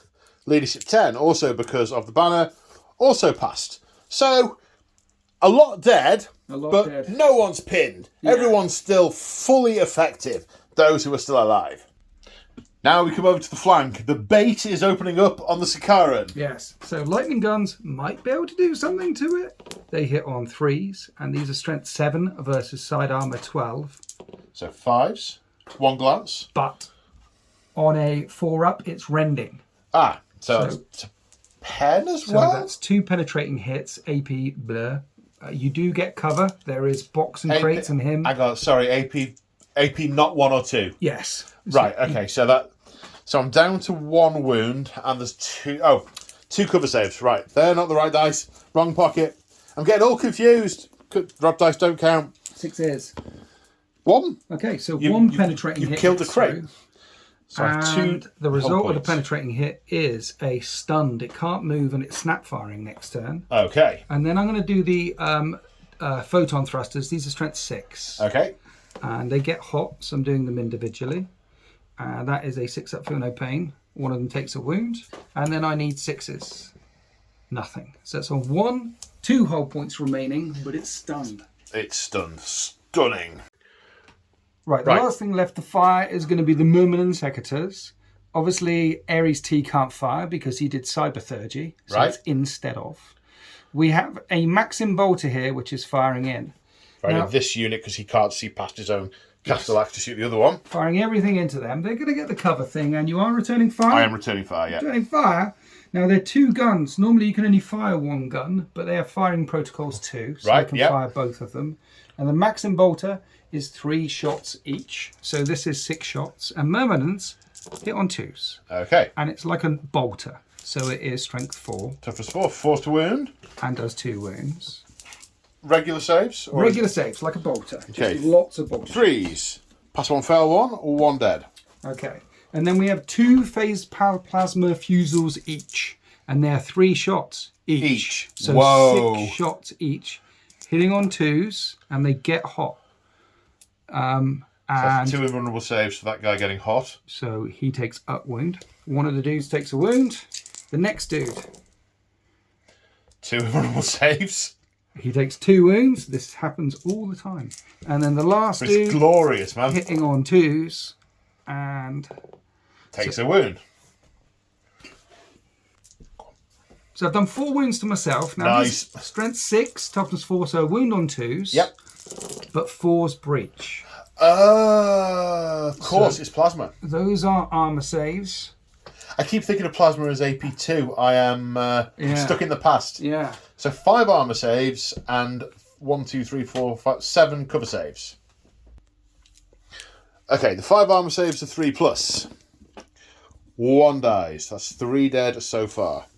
Or is that 2 dead so far? 2 dead so far. 2 dead so far. And 5 up on one of them. Now, well, some of them are in the ruin. Some of them are just in the. I think we're counting this as a crater. Or are we counting the crashed Aquila as? It's definitely a fire. There's lots of stuff between me and you, and they're not standing there like they're Marines. They're taking cover, ducking, rolling. Okay, you have convinced me. 5s, 2 save. So 2 had already died. 5. 7 of these by the farm, and I return fire. And the casualties removed, but returning fire. 17 shots. Hitting on 4s because of full march still being a thing. And 5s to wound. 1, 2, 3 saves, sir. 3 threat saves. I'm okay. Okay, I did no damage to you, but you did lots of damage to yourself. Thank you. Which, I really appreciate that, man. Thanks. Right, some leadership tests to take because this is the end of the shooting phase. Right, the Breachers, leadership 10. Pass. I saw the 5 and a 6 flash up. These guys are fearless because of the Herald. Yes. The missile launchers are in range of the banner, so they are also 10. They fail on an 11. Wow. And fall back D6 because of the Vexilla, 3 inches. They're going to go down a floor. Down a level, yeah. Try and look a little bit less conspicuous. Yeah. And I'll move him. His aerials are a problem. He's going to go that way. Just sideways, yeah. Sideways, yeah. Yeah. He's fine.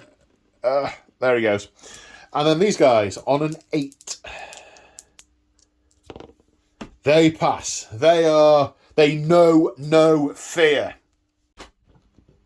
Okay, so we come to the start of the assault phase and also the end of the assault phase because there are no charges being declared. I've wondered as to why these aren't charging, but the Magos is keeping them close to him. He doesn't want them running off and leaving himself exposed to incoming Astartes' death. We had a bit of a debate about it. He'd be just there with a Thanatar behind him. This Archmagos, he's a technical genius. Look at these marvellous machines he's made. Instead, he's told them to react. They're ready to stand firm and help keep him safe. There's a dreadnought over there. He's not... No. We are not charging. We're holding the centre for now. I think that makes tactical sense as well.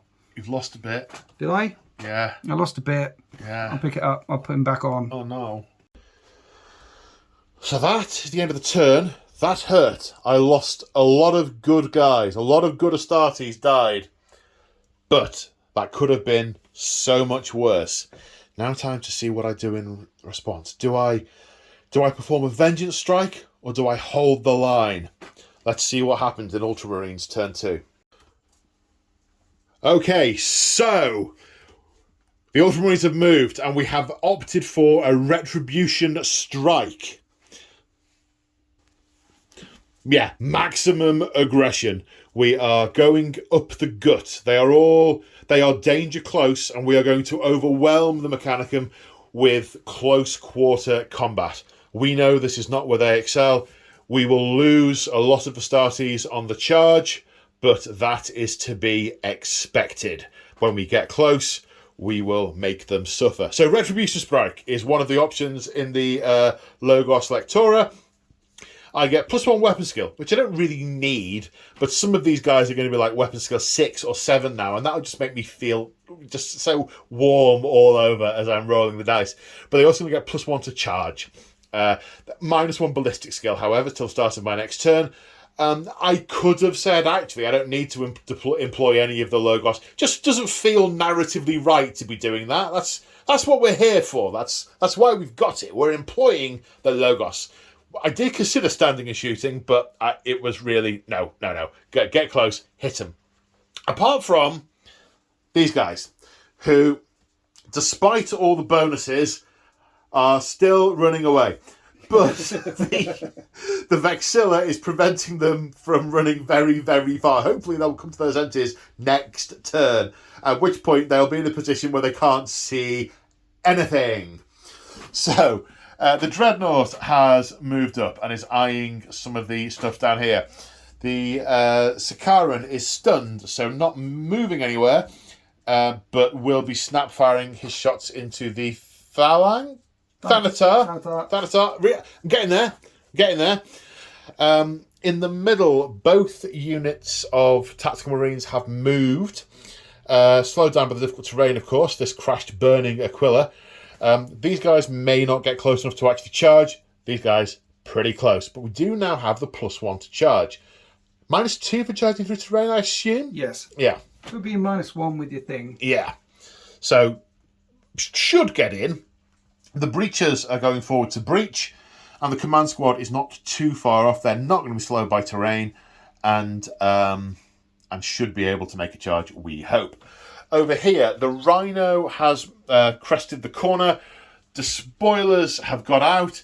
And I am cursing 40k 8th, 9th Ed because I still have it in my head that they can get out and charge. And they absolutely can't. So they're going to get out and put a lot of pistol fire in.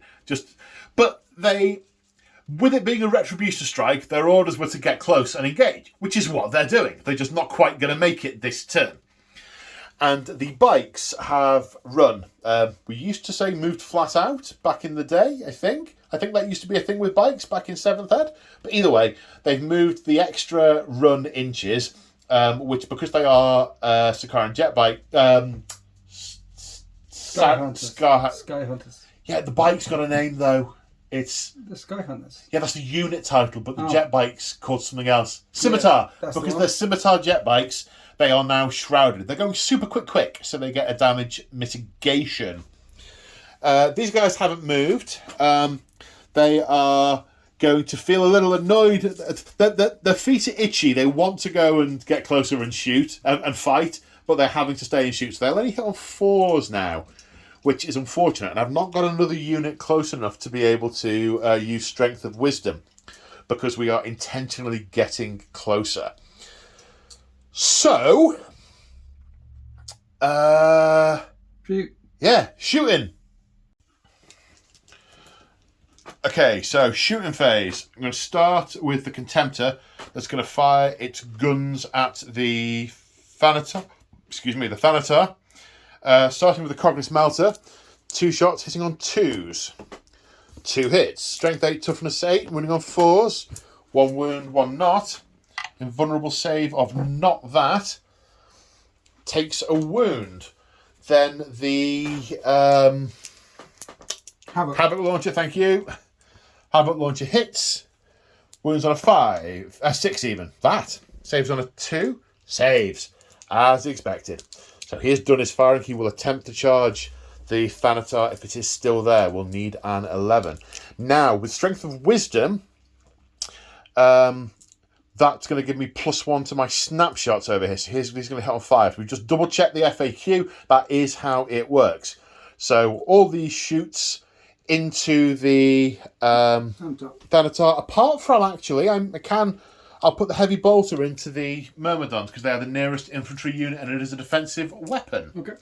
So, first off, 2 last cannons hitting on 5s. No. Now, the Accelerator Autocannon. 8 shots hitting on 5s, wounding... Well, hitting on 5s, first of all. Got one! Wounding on a 5, but will rend on a 6. No. Okay, now 4 shots with a Heavy Bolter at the... Myrmidons, thank you. No! Okay, that was a whole bunch of no. But so, your stunning, very much effective. Yes. Thank you. Stunning. Right, now we come over here. So, these pistols are going to fire into the Castellax because I'm going to want to try and charge them after these guys have gone in. We have 6 bolt pistols and 1 plasma pistol. Bolt pistols hitting on 4s because ballistic skill is reduced. Wounding on 6s, no. Plasma pistol gets hot. Armor save of 3+. Yes, we're fine. You would have ignored it anyway.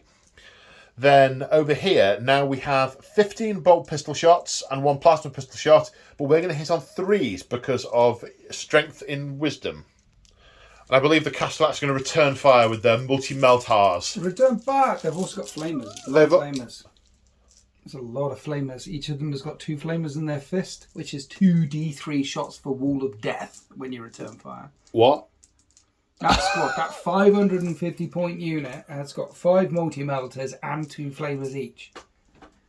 What? It's a lot of Wall of Death. Are they flamers or heavy flamers? Normal flamers, strength 4 flamers. That's not quite so bad. A lot. But all right, okay, well, fair enough.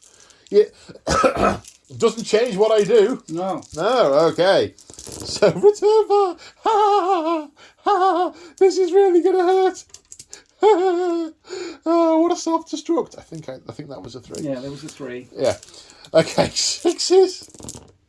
And he ignores it. Ignore that, yeah. Okay, right. Plasma pistol. Misses. Brilliant. Superb. All right, hit me with it. Well, because it's flamer returning fire, these are Wall of Death. Yeah, so this D3 is shots each. D3 shots, number of shots. I need to add that up now. So that was 14 hits with Wound of Death. Strength 4, Toughness 4. Wound of 4s to wound. Yeah. That looks like I got off really 6. lightly. 6.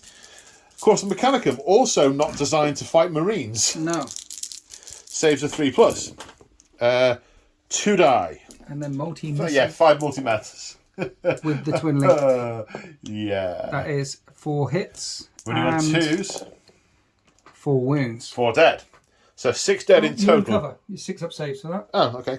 6 up saves. No. So 6 dead in total. Now we're going to come to the spoiler squad, opening fire with their pistols. 7 bolt pistols, hitting on 4s because we're trying to get close. 2 hits, wounding on 6s. No. But there are 3 Volkite pistols in that unit. They are each pistol 2, hitting on 4s. Also no. Strength 5, toughness 6, wounding on that.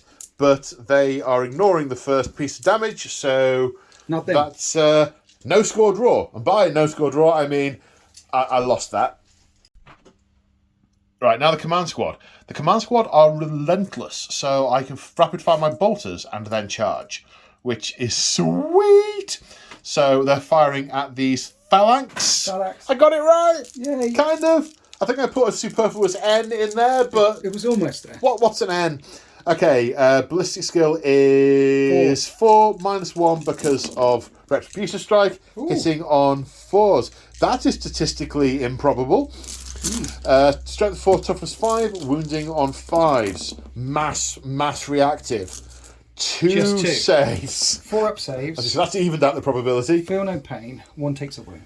Right, the Volkite. what's my general's unit? He's Begins with the Praetor. The Praetor is going to hit on 2s with a Serpentor. Actually, no, it's 3s because of the thing. Strength 5, running on 4. No. Okay, did a wound. Makes me happy. We did off camera 2 snapfire and crack missiles, which missed. Now we have the 7 pistol shots from the breaches into the Castellax. Hitting on, well, those, hitting on 4s, that's all hit. Wounding on 6s, mind. 1 save, which you ignore. Yes. Okay, right. Now, Volkite time. Okay, now it's the Volkite, also into the Castellax. Hitting on 4s, 30 shots, because they are heavy 3. 13 hits, wounding on 4s. 3, 4, 3. Well, one of them's only got 1 wound left, so hopefully... Well, I ignore 1 again as well, so it's only 3 that come through, right? Of course, yes. I'm just going to say, you only probably 3 dice. 1's dead, another 1 takes a wound. 2 deflagrate. Yes. 1 wounds. Okay, take that as well. So 1 definitely dies, 1 takes a wound, and the one that dies blows up 2 inches. It's only going to hit the robots around. We were just talking, I did not know they did this. And it wounds all the robots around it, and they have 3 up saves. And then the one who's injured takes another wound. Okay, so that did some stuff. Okay, it's the charge phase. Well, it's the assault phase. The charge sub-phase. The Contemptor Dreadnought is going to declare a charge against the Thanatar and the Myrmidons. Yes. With the +1, it is an 11-inch charge. Are you reacting, sir? Well, you have to hit the primary, right? Yeah. I need an 11. But these guys, if you fail the primary, you can't make the secondary. Indeed. So So I'm not going to react, because I've got 2 reactions in the assault phase, and you're going to try and make a lot of charges. You're not going to make an 11. You're not going to make an 11. okay. You're right, I'm not going to make an 11. The odds are 1 in 12. Yes. I made an 11. No! What are the odds? Okay, these Tactical Marines are going to charge the Castellax that they shot at earlier and declare the Myrmidons as a secondary charge target. Oh, wait, I'd love to overwatch with the Myrmidons. Oh, wait, I can't. Oh, no. Fate has conspired against you, sir. Right, +1, -2 for the terrain, +1 for the Retribution Strike. They are definitely going to overwatch these. Because you're definitely going to make an 8-inch charge. Okay, definitely going to make an 8-inch charge. Yes. I made an 8-inch charge. 11 again. Wall of Death. This is the number of auto hits with flamers. That is an awful lot more than it was last time. 9, 10. I've got to add up now. So after the dice is what's rolled in, we've rolled to wound as well. I need to make 8 saves from the flamers with my power armor and 2 saves against multi-melters with debris. Against the flamers, 3 go through and 3 die. And are the enemy confused by the? Yes, they are. They hit a little bit of shrubbery, not shrubbery. Rocks. Metal, rocks, debris, ex-building, bit that has... Stop talking, Paul.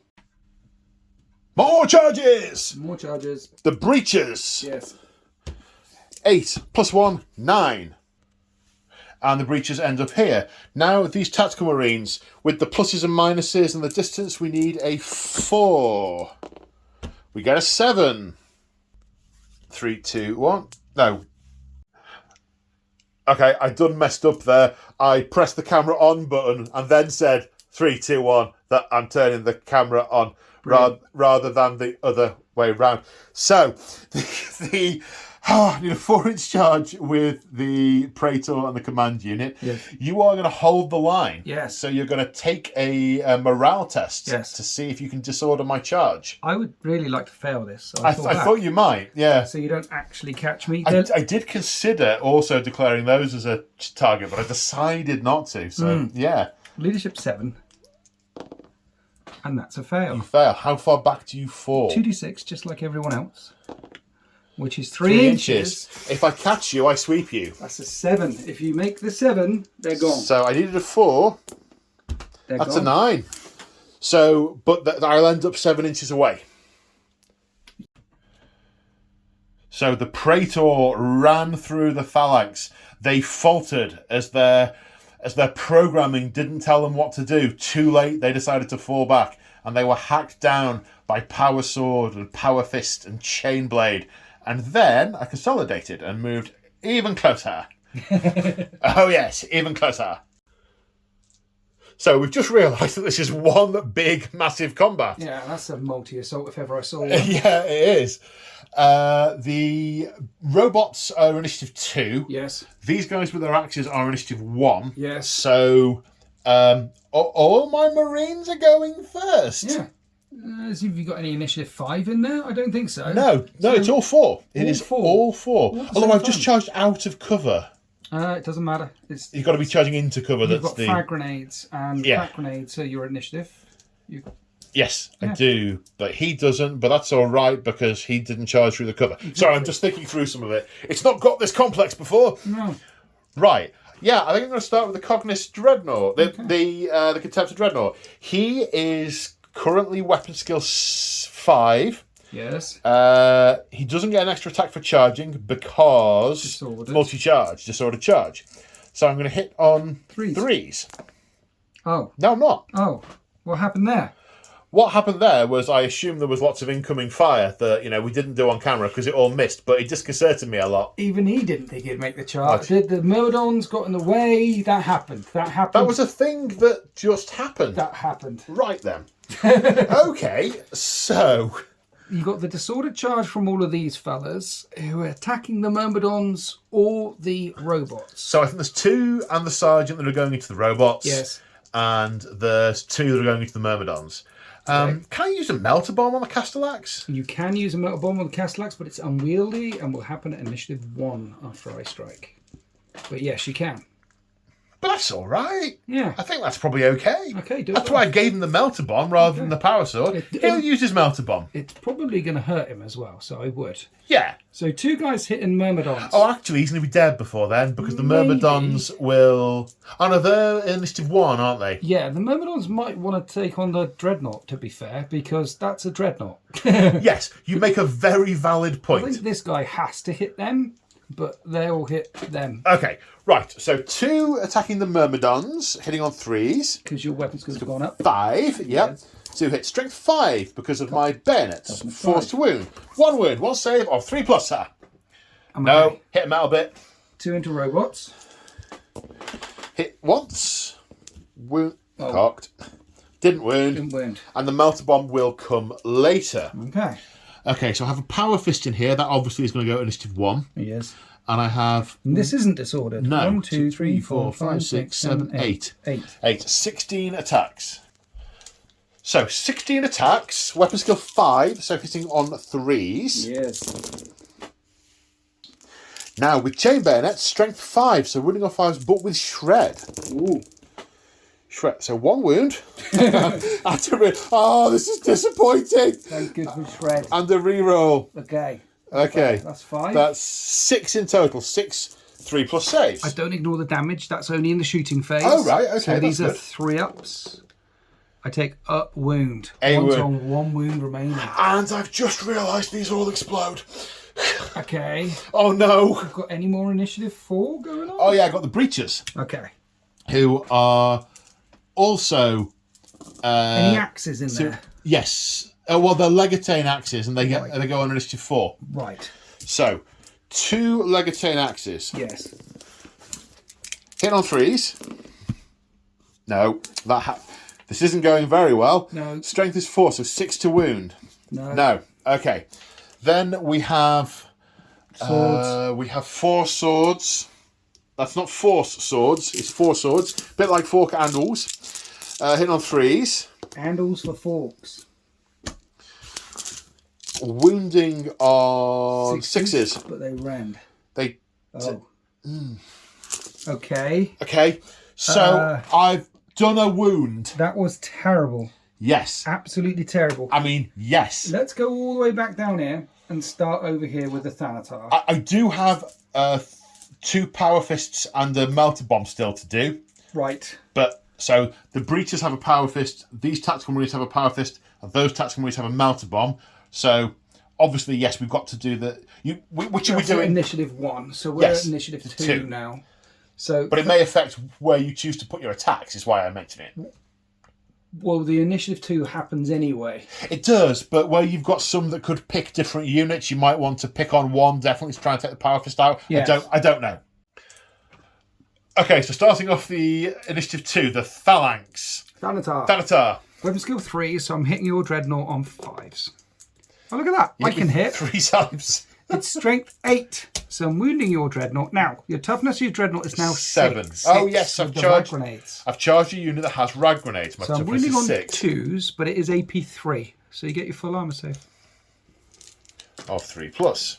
And do a wound. Take a damage. A point of damage. So, looking at who's engaged with who, there is 1 Castellax going into the breachers, 1 into the small tactical squad, and 2 into the large tactical squad. Okay, so here's the 1 into the breachers on 5s. And I am strength 7. And I breach on a 5 up.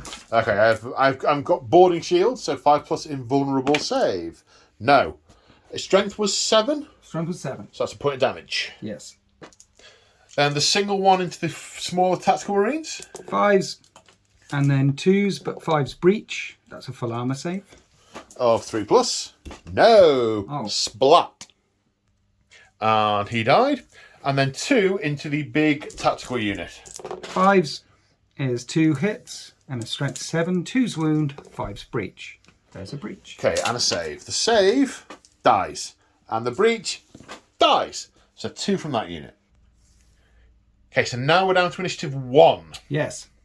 So piles in, Yaha. pile in, pile in. He will hit that unit. It's the Okay. only one we can hit. All the will hit the Dreadnought. Including the Uber Omni guy. Including the Uber Omni guy. Okay. Okay. Apologies to all Mechanicum players out there. Yes. So, this guy hitting the 2-man squad hits on 4s. Weapon skill 4 versus weapon skill 4. 5. Okay, so I need 5s to hit you, but Myrmidons are for hatred. So I do a hit. Hate me. And I'm strength 7. Your toughness 3 right now. Yeah. And that's a wound at AP 2. So that's a dead guy. And then I have all of these guys hitting your Dreadnought. Extra attack for the Lord, who's that fella there. I'm hitting them on 5s, your Dreadnought, with hatred. And I am strength 7 versus your toughness 6 now right 6, now. yeah. So 3s to wound at AP 2. 5 wounds on your Dreadnought. He's got 5 wounds remaining. I only need to make 1. Don't make any. Oh. He died. Didn't even have to do my lord. No, he explodes though. Okay. 2 inches. It's going to hit. 4 hits on that unit. Yeah. 2s to wound them. They have 3-up saves. I'm good. We'll hit the Thanatar. Wound it on a 4. No. And Okay. that's it. Interesting. So I'm struggling to stop laughing now. Okay. So, right. The guy with the power sword is going to place his melter bomb Right. on a 3+. It's a 3.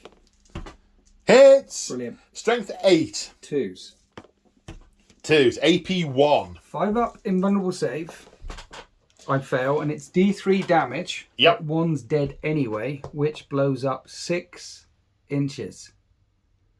Interesting. In many ways, I should have done the power fist first. Never mind. Okay. Oh, God. So, saves. 7 against the 3 remainder in that tactical squad. Yes. No, it can't be 7. There was only 3 of them. No, this big squad here. That's not a big squad. This is a big squad. Yeah, that's a big little squad. squad. I haven't even rolled for that squad yet. Ah, that's where I'm confused. Sorry, 7 against this squad. 3s. They live. Okay. 7 against the breaches. This will cause instant death to Yeah. 2 wound models. Oh. That kills 3 of them. Oh. Okay. And then 4 on the command squad. 2s, but also causing instant death. No, they're fine. So 3 dead breaches. Right. Now 1 save to take for the small squad, which are fine. 2 saves for the phalanx. With a feel no pain. So one of them takes a wound. And then all the Castellax, which we haven't done yet, are all wound. Well, 2 Well, of two them are are wounded. wounded, and one of them takes a wound. And that's it. Okay. Well, you say that's it. You got power fist. Now I've got power You got fists. power fist. Into Castellax. So, from the Breacher Sergeant, hitting on 2s, 3s even. 1 hit, wounding on a 3. A 2 even. 1 wound. I failed the save. Fail save, so that's another wound. And then from the Tactical Sergeant, Yes. who has 4 attacks because he's 2 and charged. And I think, yes, that's right. Did I get that right for him? Yes, I did get that right for him. Because they can never, the breachers, because they got the shields, can never claim the extra weapon bonus. That's Right. why. Okay, but weapon skill 5 because of Retribution Strike, which is kind of nice, and then 2s. 1. I failed the save. Okay, At the end of all of that, it looks like that. yeah. We need to add up how many wounds each side has taken before all my Marines run away and get swept. So, I've lost by 11. Yes. That wasn't the plan. No, that was... It was not the fact. That was the opposite of the plan. So, I'm leadership 10 over here, but minus 11 means the breaches need snake eyes, Okay. which they don't get. Right. And the Vexilla is dead, so they're going to run 2d6 inches for 2. Then the Tactical Marines, they need snake eyes. They don't get it. They've got a Vexilla, so they only run 3 inches. Then the Tactical Marines, the smaller unit, need snake eyes and pass. Which now that is very interesting. is crucial, Because we were going to do initiative roll-offs to see us swept you. but you're still locked. I'm still locked. Both with units. These 3 here. Something happened that was good for you. Yeah, that's Yeah. Yeah. The Dreadnought whiffed and didn't make any saves and should have killed this and blown up, and that didn't happen for you. Your hitting didn't happen for you, your saving didn't happen for you. Yeah. But at least you could roll a snake eyes. A snake eyes when I needed it. Okay. I mean, all right. Yeah. Yeah. Right. Mechanicum, turn 3. And I won't tell you what I just said when I realised this was about to happen. And Winter's Reserves come in on a 3. They're in. They're in. So here we are, nearly at the end of the movement phase. These phalanx jumped out of that terrain and into that terrain. A few of them got a little bit sore, catching on bits of rock and spur and stuff. Maybe the odd landmine. So some mortal wounds were taken there. This unit of phalanx have moved up here to finish off the Sakarum. These Castellax have tried to move away from the command squad because it's a command squad. However, my command squad reacted forward. So we're going to grip them in a vice and kill them. Kill them good. Yeah. Maybe. Maybe. Hopefully that assault will go well for you. Yeah, maybe.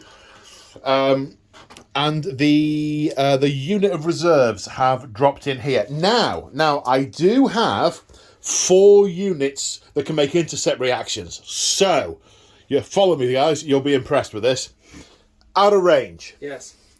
Falling back so I can't react. Locked in combat so I can't shoot. Falling back so I can't react. Brilliant. So you're good. Yeah. Deep strike scatter. Yeah, 7 inches that way. Ooh. I'll be okay. And this is where they've ended up. And it's quite fortuitous to me because can't see the rear of the tank. Melter's going to be a little bit inconvenienced. And because you're shooting at the side armour and can't see the nearest facing, I'll get a 5+ cover save. Yeah. Which is super nice. Not if I roll a 4, but you know. So let's do that then. Okay. Let's shoot you in the bum, sort of, with the multi-melter, which is twin linked. And It hit. it does hit. Is it in double tap range? Well, that's a penetrating hit anyway. You have a 5 up cover save. Charming. Watch, I'm going to roll 4 now. No, it's a 5. Okay, lightning guns. One of them hits. It's strength 7. And that's a penetrating hit as well. But I got to cover it. Can I do it again? No. The result of the penetrating hit is a immobilised result. It's on 1 hull point remaining, perfectly softened up for Phalanx unit number 2. Caught in a crossfire here. And there's no chance you're close enough for it to explode either. Lightning guns. Every single one hits. But these are strength 7 versus side armour of 12. Ren's on a 4 up. No. Nothing. So I have to do it with the Darkfire technology, the photon thrusters. They hit on 3s and get hot and hit on 3s, and that's too many dice, and I miss all of them anyway. This needs a 6. A 6 would kill it. It's not dead. It's just immobilised. It's just stuck there. Interesting. Okay. I might have to try and charge it, but they don't have melters. All the melter screens do have melters. And you'd be going over a barricade there, so that'd be slowing you down. Interesting. Those guys shooting it through ruin. One of them. In ruin? So 2 of them are in the ruin. The guy at the back isn't. So from what we discussed earlier, the 2 that are in the ruin can shoot it. But the other ones can't. The other one can't. I feel like I have to keep pouring it on. So let's keep pouring it on. These are rending guns into the side of They're the lightning ones. Yes. Okay, I think. Freeze. You can I think you're in the front. Or maybe you're not. Either way, roll to pen and then we'll see if it matters. We hit. I'm looking for 4s. No, nothing. It doesn't do anything anyway. Brilliant. So, yes, we're going to shoot this. I'm not going to react to blast it because if I roll a 5 or 6, I'll kill it.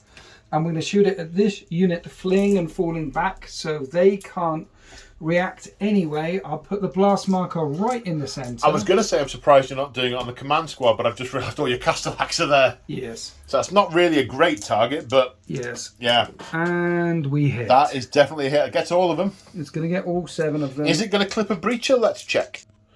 So the 7 hits. They're going to strength 8, toughness 4, wound on 2s, but breach on 4s. And ignore cover. So. Yeah. So that's 5 dead and 2 saves. 1 save. Once. You're fine anyway. Ah, right. Okay, so 2 of them are left. Good-o. Yeah. 2 left for the moment, but the Mauler pattern bolt gun is yet to speak. It's twin linked, and it is strength 6. 2s. They wound all the time. I love the... Do you know something? I really missed that in 40k when I was playing that more often. The strength and toughness staging with the 6s and the 2s. Yeah. Love that. Yeah. Has you got Sergeant got Artificer? No. No? Okay. 3s. No. The way I look at the Artificer armour is there are... a lot of these are line units in line companies, right? And not every sergeant is going to be distinguished enough to have Artificer armour. No. If there's a 250,000, there's a 250,000 Astartes. Well, there were at 10 o'clock this morning. There were a 250,000 Astartes in the Ultramarines. If every 1 in 10 had Artificer armour, that would be 25,000 suits of Artificer armour in the Legion. Seems excessive. So 3+ saves and the deck. Okay, so we're going to do some cyberthurgy. Yes. Because those guys done failed their mission. It's still a blip on his Auspex. The new sphere is still registering it as a threat. So you need to pass your leadership of 10, which you pass. So he's told to react, and he will ignore the first damage. Yes. And then we're going to come over here. I'm going to do the same with this unit, leadership 9. I really want this to go off because otherwise I'm pinned before I shoot in. So leadership 9, I'm okay. Goes off. Okay. Okay, so as my guys are charging in, they're either firing their pistols as they're charging, or they are ducking and diving and presenting a minimised target. They're more difficult to hit, and I'm electing to say they're more difficult to hit because they're slamming into. Narratively speaking, they've got up the right and they're running forward. So I'm going to evade and gain shrouded. Look, put it this way, they definitely saw those coming. Absolutely. Here's all the bolt guns, however, and they hit on 3s. Strength 4, toughness 4. That many wounds with bolt guns. 5. 5 saves to 3+. That was 4 dice, Paul. 5 dice. 2 fail, but their evasion with the shrouding. No, 2 die from that. And then the Darkfire cannons. Here's the guy on 2 wounds remaining, and he's got a 5 up and vulnerable save. Now he's down to 1 wound remaining. Here's the guy on 3 wounds remaining, and then an uninjured fella and an uninjured fella, and a 5 up. Okay, so I've taken lots of wounds and only hit you 3 times. And that is 3 shrouding saves. Okay, so it's AP2, yeah? Yes. Oh, that's coming from 5+ is. Make 2 of them. Okay, they also take a blinding test. Don't roll a 5 or 6. That's in the plant pool. You're good. I bet that hasn't been heard in a battle report before. That one's in the blood pot. And a morale check required. They are just about within 6 inches of this herald. I thought they had managed to get themselves in a Legion standard sandwich, but not be affected. But so just not an 11 or more. I saw it again, Paul. And the slow roll. Okay. This unit is charging them. Okay. How many attacks do they have normally, those guys? They're going to have 4 attacks each on the charge. Do you know what? I'm going to shoot you. I'm going to fire. Really? The way I see it, I'm running in and firing my pistols. So I've done the evading, and I'm not holding the line. I'm not a tactical unit that's bracing for the impact. I'm running at you. Okay. And there's a guy on 1 wound. Yes. So you never know. Yes. So we're still at -1 to hit because of the Retribution Strike. Yeah. My eye, Retribution Strike. 3 Volkite pistols at pistol 2, hitting on 4s. Strength 5, wounding on 5s. No. 4 bolt pistols. No. 1, wounding on a 6. Come on. No. Charge. And yes. So these phalanx need a 7. These phalanx need an 11. The 7 is coming in. Yaha. No. The 11. Go on, make the 11. It'd be. No one makes 11. I was just saying, it'll be very much in keeping No one with the makes game. 11. Okay, a bit of a surge though. This has never come up in the games I've played. Is it the highest dice or the lowest dice? Half. So Half. It's half the distance, but you always round up. So if it was a 7-inch charge and you fail, then instead of surging 3.5, you surge 4. And do you take the 2 off for the terrain here? You would normally, but they ignore because of because they're flying. Yes, right. Yes. So it was a 9-inch distance. They surge 3, the other one surge 2. So why did they surge 3? Because I rolled a 7 or something. Oh, it's half what you roll on the dice, not half the distance. Yeah, I guess it. Half the So dice what's happening at the minute with the games I'm playing, I'm reading the bit of the book as I get to the things that happen. So that hadn't come up before. Yeah, it's quite nice. Sometimes you end up surging out of cover and you're in the middle of nowhere and then you get caught. No, I like that. I like it. It's not a freebie. It's not I failed, never mind. There are consequences. But there are ways, like Space Wolves, who really want to get in there, and World Eaters and their Rite of War. There's a Space Wolves one where they do the Howl, where they have to try and charge. A Rite of War for World Eaters where they have to charge. So half of the time it puts them in the middle of nowhere, which is bad. But also half the time it can give them that extra movement they want anyway. Yes. Like, it's a 12-inch charge, but I have to declare it. Oh, look, I'm going 4, I'm going 5, I'm going... So there's pluses and minuses depending on the legion. I've been looking at the Old World rules at the moment because I'm obviously working on an Old World army, and a lot of those units are impetuous, which means they have to try and make a charge. There we go. And they move forward a little bit as well, which is very cool. Anyway, I very much digress there. So... Over here, 1 charge. Are we going to start here? Should we start here? We can start where you like. It's in your turn, sir. Okay, so robots have Hammer of Wrath, which happens at initiative 10, and 2 of them are wounded. What's their base strength? 7. 7, okay. Full armor save. Saves a 6+. 3+ even. No, you kill 1. And then you pile in and fight. Okay, so 2 of these guys have power axes, so they're going to hit on initiative 1. 1 has a power fist, going to hit on initiative 1. So 3 guys with chainswords, 2 attacks each. Yes. Weapon skill is 5 currently, which is still nice. So hitting on 3s, which is 5 hits. Wounding on 6s, because toughness 6, but shred from chainswords. Rev that chainsword. No. No. Okay, down. Come at me, bruh. Okay, you didn't make me disorder, so 2 attacks plus loadout plus charge. So we are hitting you at initiative 2. It just didn't seem fitting. They're not the kind of unit that holds the line. Yeah. On 5s.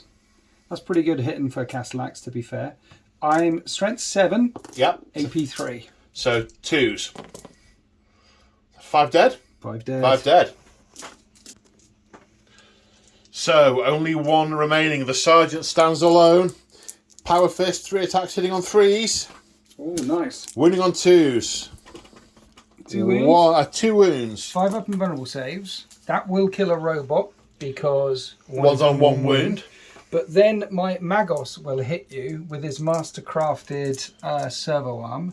He's hitting on 5s. It's master crafted. So you reroll 1 of them. Yep. And he's going to kill your sergeant on a 2. And he kills your sergeant. Because it's strength 8, so it's just death. An AP, yeah. Yes. Yeah. Okay, what's the distance of your explosion? Explosion is 2 inches, which will hit 2 more robots and wound them on 2s, and they have 3 up saves. And 1 of them is injured. And then they consolidate and turn and face the next adversary. Okay, so now we come into the middle. Do I plant a melter bomb or do I try and hit it with my power sword? I don't think I'm going to be alive when it comes to melter bombs. Well, it happens at the same time. Maybe. Okay, no, these robots are initiative 2, aren't they? They are, yes. Yeah, so they're definitely going to be dead by that point. He's going to hit with his power sword. Okay. And one of the, what's it called, bayonets into a robot and 1 into a myrmidon. Good luck. Into the myrmidon on a 3, still weapon skill 5. Nice. Hits, wounding on a 4 because strength 5 because of my bayonet. No. Right, into the robot on a 3. Wounding on a 5 because of my bayonet. Yes! Makes the save, as one might expect. Then, my power sword hits on 3s. Strength is 4, wounding on 6s, but rends on 6s because power sword. 1 rend. 1 robot is on a wound. That is a dead robot. That robot blows up at initiative for 1 inch, which will hit 1 of your guys and wound him. 2 of my guys, I think. If it's the robot on the back, it's 2. That guy. Yeah, definitely 2. Okay. Was that So it wounds 2, yeah. 2 of your guys. 1 dies, one doesn't. Hits my other robot and wounds it. Prep save. And hits Myrmidon and wounds it. Prep save. Fails. Okay. Dead dude. I think the one next to him can be the one that died. And then robot hits that squad on 5s. I've just realised and something. misses. What? My Legion Vexilla gave me +1 to combat resolution. Did it? Didn't count that early. It would only have been -10, not -11. They bossed it anyway. Yeah, They sneakized out. yeah. Now we're down to Initiative 1. I'm going to do my Archmagos because he didn't get a chance to fight last time. So I'd really like him to fight with his Mastercrafted Mechadendrite Hive. Because he actually hits you on 4s. It's the only thing in my army that hits you on 4. 5, is he? No, 4 versus... Oh yeah, it's going to hit you on 5. Yeah, Retribution Strike. I Mastercrafted it. So there we go. Times. It is Strength 5, AP2. 2s. Shred. And the unit's gone. So at the start of my turn 3, from the Logos Lectora, I'm going to pick Regroup, because 2 of my units are broken and falling back. They are both in line of sight of the Praetor, who has got the Aegis of Wisdom, which means after they regroup, they can shoot and charge normally. Nice. Taking regroup from my Lecto means I can reroll failed tests. But I can use his leadership test because I can draw line of sight to him. Nice. So it's 10 with a reroll. I'm definitely getting both of these, yeah? Yeah. Definitely. The breaches. Yes. These guys. Yes. Finally. So, a remarkably quick movement phase. The Sakaran has moved as far as it can, i.e. nowhere, because 'tis immobilised. These guys, when they regrouped, they elected not to move their initiative distance. They are standing still, so they are going to shoot at their full ballistic skill. The breaches moved 4 their initiative when they regrouped. The Phalanx then did a reaction retreat directly away, which has put them in line of the Sakaran and protected the missile launchers. I need to decide what I'm going to do with the Sakaran. It gives me some interesting choices. Now, a lot of people would have not moved the breaches, but the way I see it is that would just be that they're supposed to be a quick, nippy unit that flies away. That's not a reason, narratively speaking, for me to not use. It's like when people don't fire pistols in because they don't want the return Overwatch fire. Well, on that note, a lot of people wouldn't have moved the Thalax right in front of the Sakaran there, but I like to think that they don't even know. They think it's dead. They don't even know it's there. They're flying away from the first, and they're, look, maybe we shouldn't have done this. It is registering signs of life. But now I have to decide whether I'm going to want to... Yeah. See, I can maybe take out the big thing. And you see, this is what I'm... react and ignore the first damage. It can, but this is what I'm thinking. Because effectively, my only chance for victory is over here. So the command squad has moved forward a little bit. Oh no, I forgot to move it forward a little bit. It needs to go about an inch further forward. 1 minute. So, having moved them an inch further forward, assuming it goes according to plan, the plan is to run into those, kill them, and then proceed into that ruin, into the enemy deployment zone. One of your assault phases has got to work. You never know. The Sky Hunter Squadron with the Herald are also on mission. They are heading into that deployment zone and ready to put fire down into this unit. Now, that's a scoring unit because it has a Legion standard. Yes. Now, the biggest threat to that unit is that. Yes. That's my only... I've got 3 scoring units left, and that can destroy one of them from pretty much anywhere. But line of sight is a thing. Yeah, but it doesn't fire indirectly. It ignores cover. Yeah, I know, but it's got an 8-inch move. It could be stood there firing into that building in 8 inches, or there firing down there. Yeah. I think that's the biggest threat left. Right. But then again, see, these are all the decisions I have to make. That's a scoring unit in my zone. That's a scoring unit that can be in my zone. So is that. Yeah. So, yes, it is...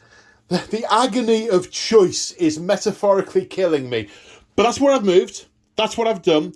I now need to decide what I'm going to shoot. Right, so we're starting over here. I'm going to put the defensive weapon, the heavy bolter, into the nearest infantry unit, which is the Phalanx. The other guns are firing at the Thanatar. Yes. Okay, so heavy 8 with the accelerator autocannon. Hitting on 3s. 4 hits. Oh dear. Strength 7. So 5s to wound, 6s rend. No. Oh dear. Okay. 2 can't do it now. 2 last cannons. Bam bam. 3s to wound. 2 wounds. 5 up and buns. It's on 1 wound. And then 4 heavy bolters into Thalax. Yeah. 3 hits. Wounds on 4s. That goes straight through my armour of 4, and I have a 6 up for no pain, which I fail, and kills that guy. Did you ignore the first damage on that? I didn't ignore the first damage on that. Okay, so that's got 2 left. Okay. So I basically have to resign myself to the fact I'm not killing that. Right. Now, what can I get? Line of sight. I need to check the line of sight for my missiles. Right, first thing is first. I'm going to fire the Volkite at the Castellax. 30 shots, hitting on 3s. 15 hits, 6 versus 6, wounding on 4s. 9, 3+ saves to take. It's dead. Fails 4 of them. Blows up. 5 inches. Brilliant. So good on the one hand, not so good on the other. Okay, the breaches are hit and wounded 4 times. Possibly the last thought that goes through the sergeant's head is something animosity related towards this guy. Saves a 3+. Strength 8, so it doubles them out, causes instant death, kills 2 of them. 3 of the myrmidons were injured. And they make their saves. Now we come on to the bikes. 2 heavy bolters into the Castellax, hitting on 3s. Strength 5, toughness 6, wounding on 5s. 1 save. Which I ignore. Which you ignore. Right, the Rhino. 2 shots, twin linked. 1 hits, which you will ignore even if it wounds, which it doesn't. Yes. Okay, right then. There's no reason not to. Right, rapid fire, mass reactive. Let it rip. Return fire. Yeah, thought you might. Right, 16 shots with bolters, hitting on 3s. Wounding on 6s. 2 saves to take from the bolters. 1 save. 1 save to take from the bolters. I'm okay. Passed. The Volkite hits, because he's got ballistic skill high. Yes. 5s to wound. 1 wound. Negative. No. Okay. And then I return fire. Here's all the bolters that are shooting at you. These hit on 3s. And they're going to wound on 4s. Strength 4, toughness 4. That was popped. No, that was a 4. Well, that was a 4. It was a 3 now. And then darkfire cannons. Everyone's injured. 1 gets hot. Another 1 gets hot. And okay, so 2 getting hot.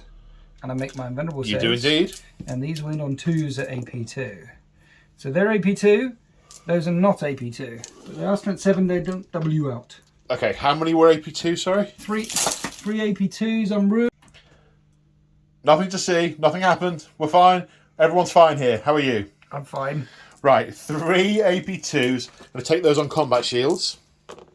Fail them. So that's 3 wounds get through there. And then 4 bolters, 2 ups, artificer armour. Okay, so 3 wounds. Okay, so we've got a blinding test. Don't roll a 6. Jolly good. 2 leadership tests. The breachers, don't you dare. Oh, they fail. Fail.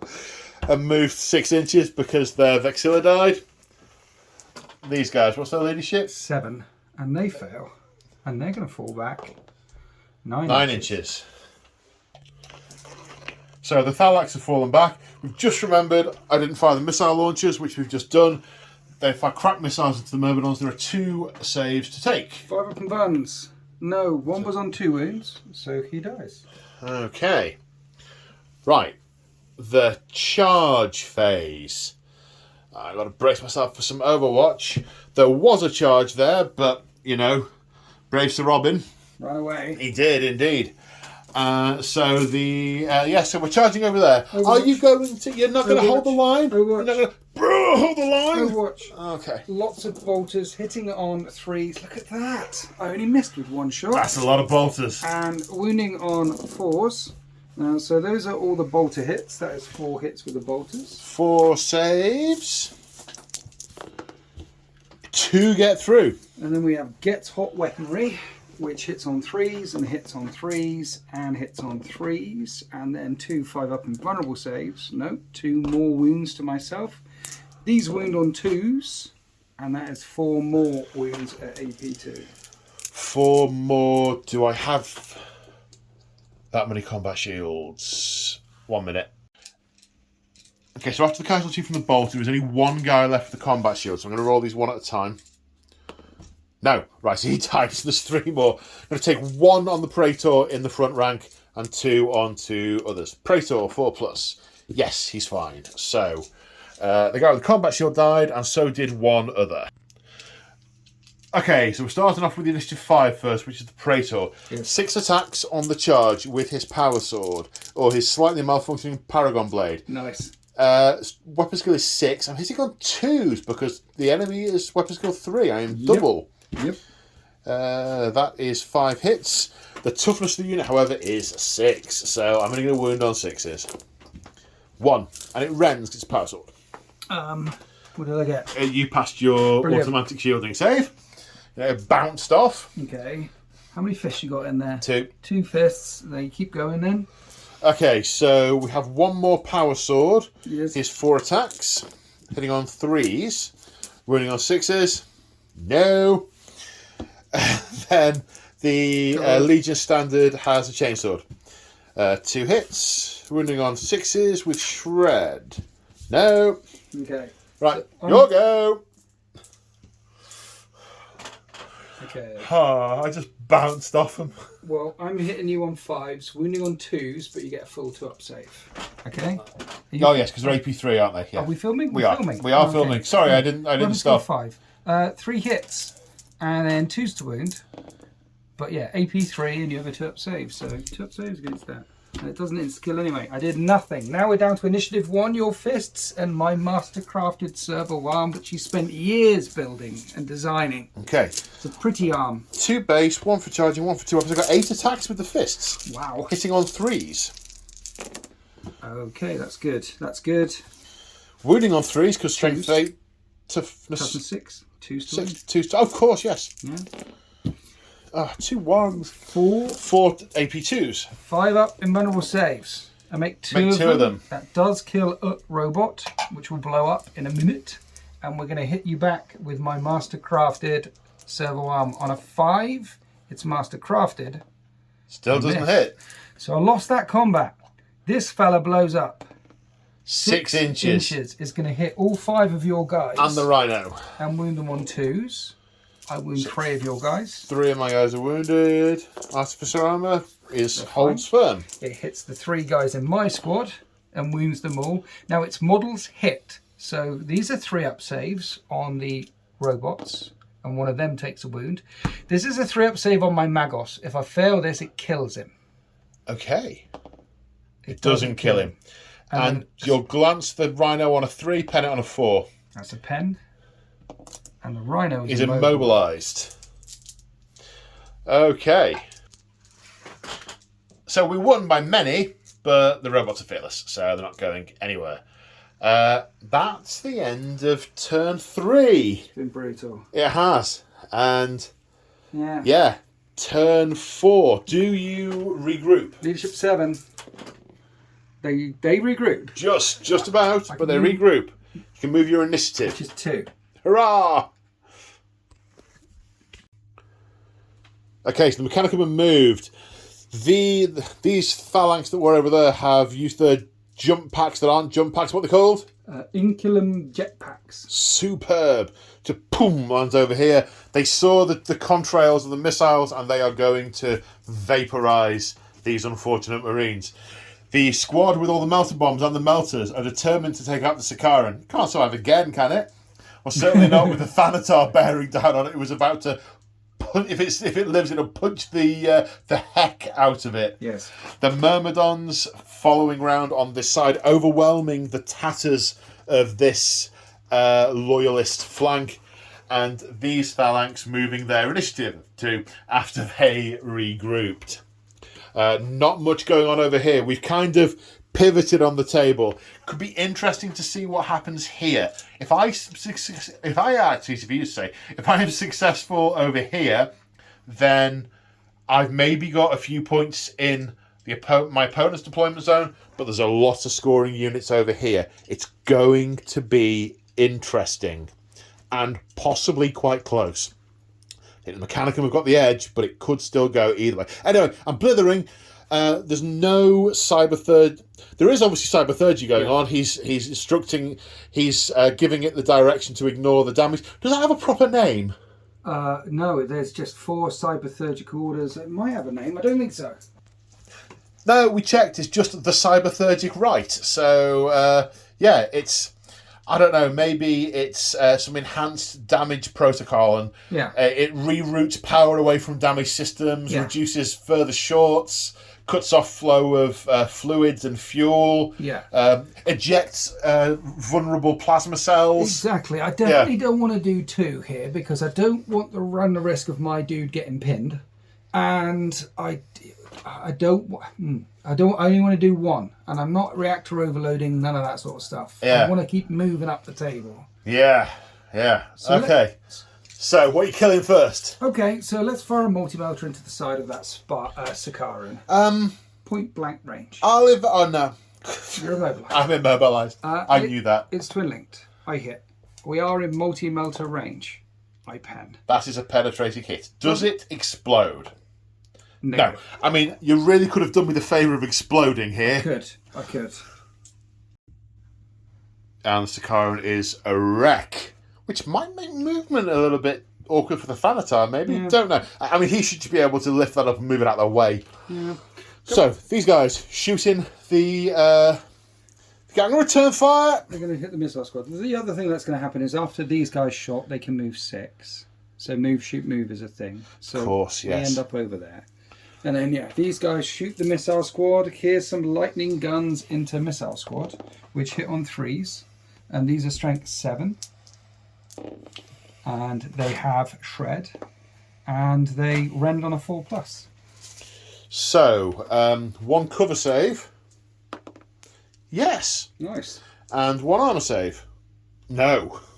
And then there is 2 photon thrusters, which get hot on 1 guy. And don't get on the other guy. 6 up, feel no pain. Yeah, okay, so only 1 hit with a photon thruster, which is strength 6 AP 2. Okay, well, it was I made the cover save, so the guy outside the cover died. So cover save again. No, so he died as well. It is a blinding test for that. No, we don't go blind. Okay, returning fire with 2 crack missiles and a bolt pistol. Mm-hmm. Crack missile sitting on 2s. Wounding on 2s. Oh! 6 up, feel no pain. Which you fail. That will kill the guy who I put the wound on. You'll notice I moved again to keep out of range of the Volkite. Bolt pistol, no. Okay. Then the last thing left to fire is the Thanatar over here. This is the blast, which hits you. I'm really looking for a 4 to breach. Like that? Yeah. Refractor field, 5+. No, he died. So that's the end of the shooting phase. Now we come on to combat over here. Initiative 5 first is the Praetor, hitting on 2s, wounding on 6s. 1. 5 up invulnerable save. I fail. You fail. 1 goes down to 1 wound. Okay. Then we have a Power Sword, hitting on 3s, wounding on a 6. Yes. Which I fail. That will blow up at initiative 4, and it blows up 2 inches, which hits both of my guys. Moves them on 2s. And 4 of my guys, I think. Sorry, 3 of my guys. So 3 up on the Castellax, and then a 3 up save on the Magos. Again, if I fail this, dead second in command. He's alive. And then 3 of your guys. 3 of them. And 1 has to be the Praetor, doesn't it? Yes. Okay, well, yes, because it's him who blew up. Okay, 2 regular guys, both pass, and the Praetor will probably... No, he lives. He's alive. He's alive! Okay. Then I have a chain sword. Yes. Which hits 4 times. Wounds on a 6 with shred. No. And now we're down to initiative 2, which is my Castellax, which hits on 5s. 1 hit. And wounds on a 2 at AP 3, but you have a 2-up save against that. Which I make. Now we're down to initiative 1. Power fists. Yes. Hitting on 3s. Nice. Wounding on 2s. Oh, come here, you. 3. 3. So 2 on the Castellax is dead. And it explodes. And 1 on my Magos, which again, 3-up or death. He's alive unless the explosion kills him. So it wounds him. And doesn't kill him. And then it will hit your guys. How far does it explode? It blows up. Hits all of them? 2 inches. Well, yeah, it will hit all of them, yeah. So that's 5. So you don't have to apply it to your Praetor. I will not apply... Oh, no, he's the nearest. I'll not apply it to the Power Fist, who's furthest away. Okay. Praetor dies. What? Praetor died. What? You remember I said before I couldn't afford the Mantle of Ultramar? Yeah. That would have stopped him instant dying. Brilliant, okay. And then 3 regular guys, they live. Okay, and then my Mastercrafted Servo Arm, which is Mastercrafted, misses. And at the end of all of that combat, you actually won and I'm no longer fearless. Okay, you lost by... Well, I lost 4 wounds there. Did you? Well, yeah, he just got instant killed. He's got 3 wounds. He's got 3... I lost 3 wounds And there. I lost 1, 2... I lost 3. That was a draw. No, they had 2 each, didn't they? The Castellax. 1 had 1 wound remaining and 1 had 2 wounds remaining. So I lost 3 wounds. You lost 3 wounds. And I... Do you know something? And I can't take a Legion Vexilla in that unit because it's got a Legion Standard. Right. But the Legion Standard doesn't give you the +1 that the Vexilla gives you. Doesn't it? It Vex-illas me. Oh, dear. Is that really a draw? Okay, so a couple of things have happened. Well, it's the end of my movement phase. First off, I went for full march so I could get the extra movement on these guys. They are trying to head off an army, and they've moved... they're only going to be snap firing this turn, but now 9 of them, because of the extra inches, are going to be in range to snap fire at these guys. Full march, of course, -1 ballistic skill and -1 weapon skill. I'm just going to take that. The Rhino is immobilised. Going to try and repair that in a minute. The Praetorian Breaches rallied, but because the Praetor is dead, it was the Aegis of Wisdom that was letting them act normally after regrouping, so that is gone, as is my second shooting reaction, as well as giving away the point for Warlord and so on. Right, so we're into the shooting. Oh, and the bikes. The bikes are inside this building trying to get a bit of cover, obviously for some return fire, but also they are... Shooting the thanks. Thank you, that. Yes. Hitting on 3s because they're not affected by the right. Yes.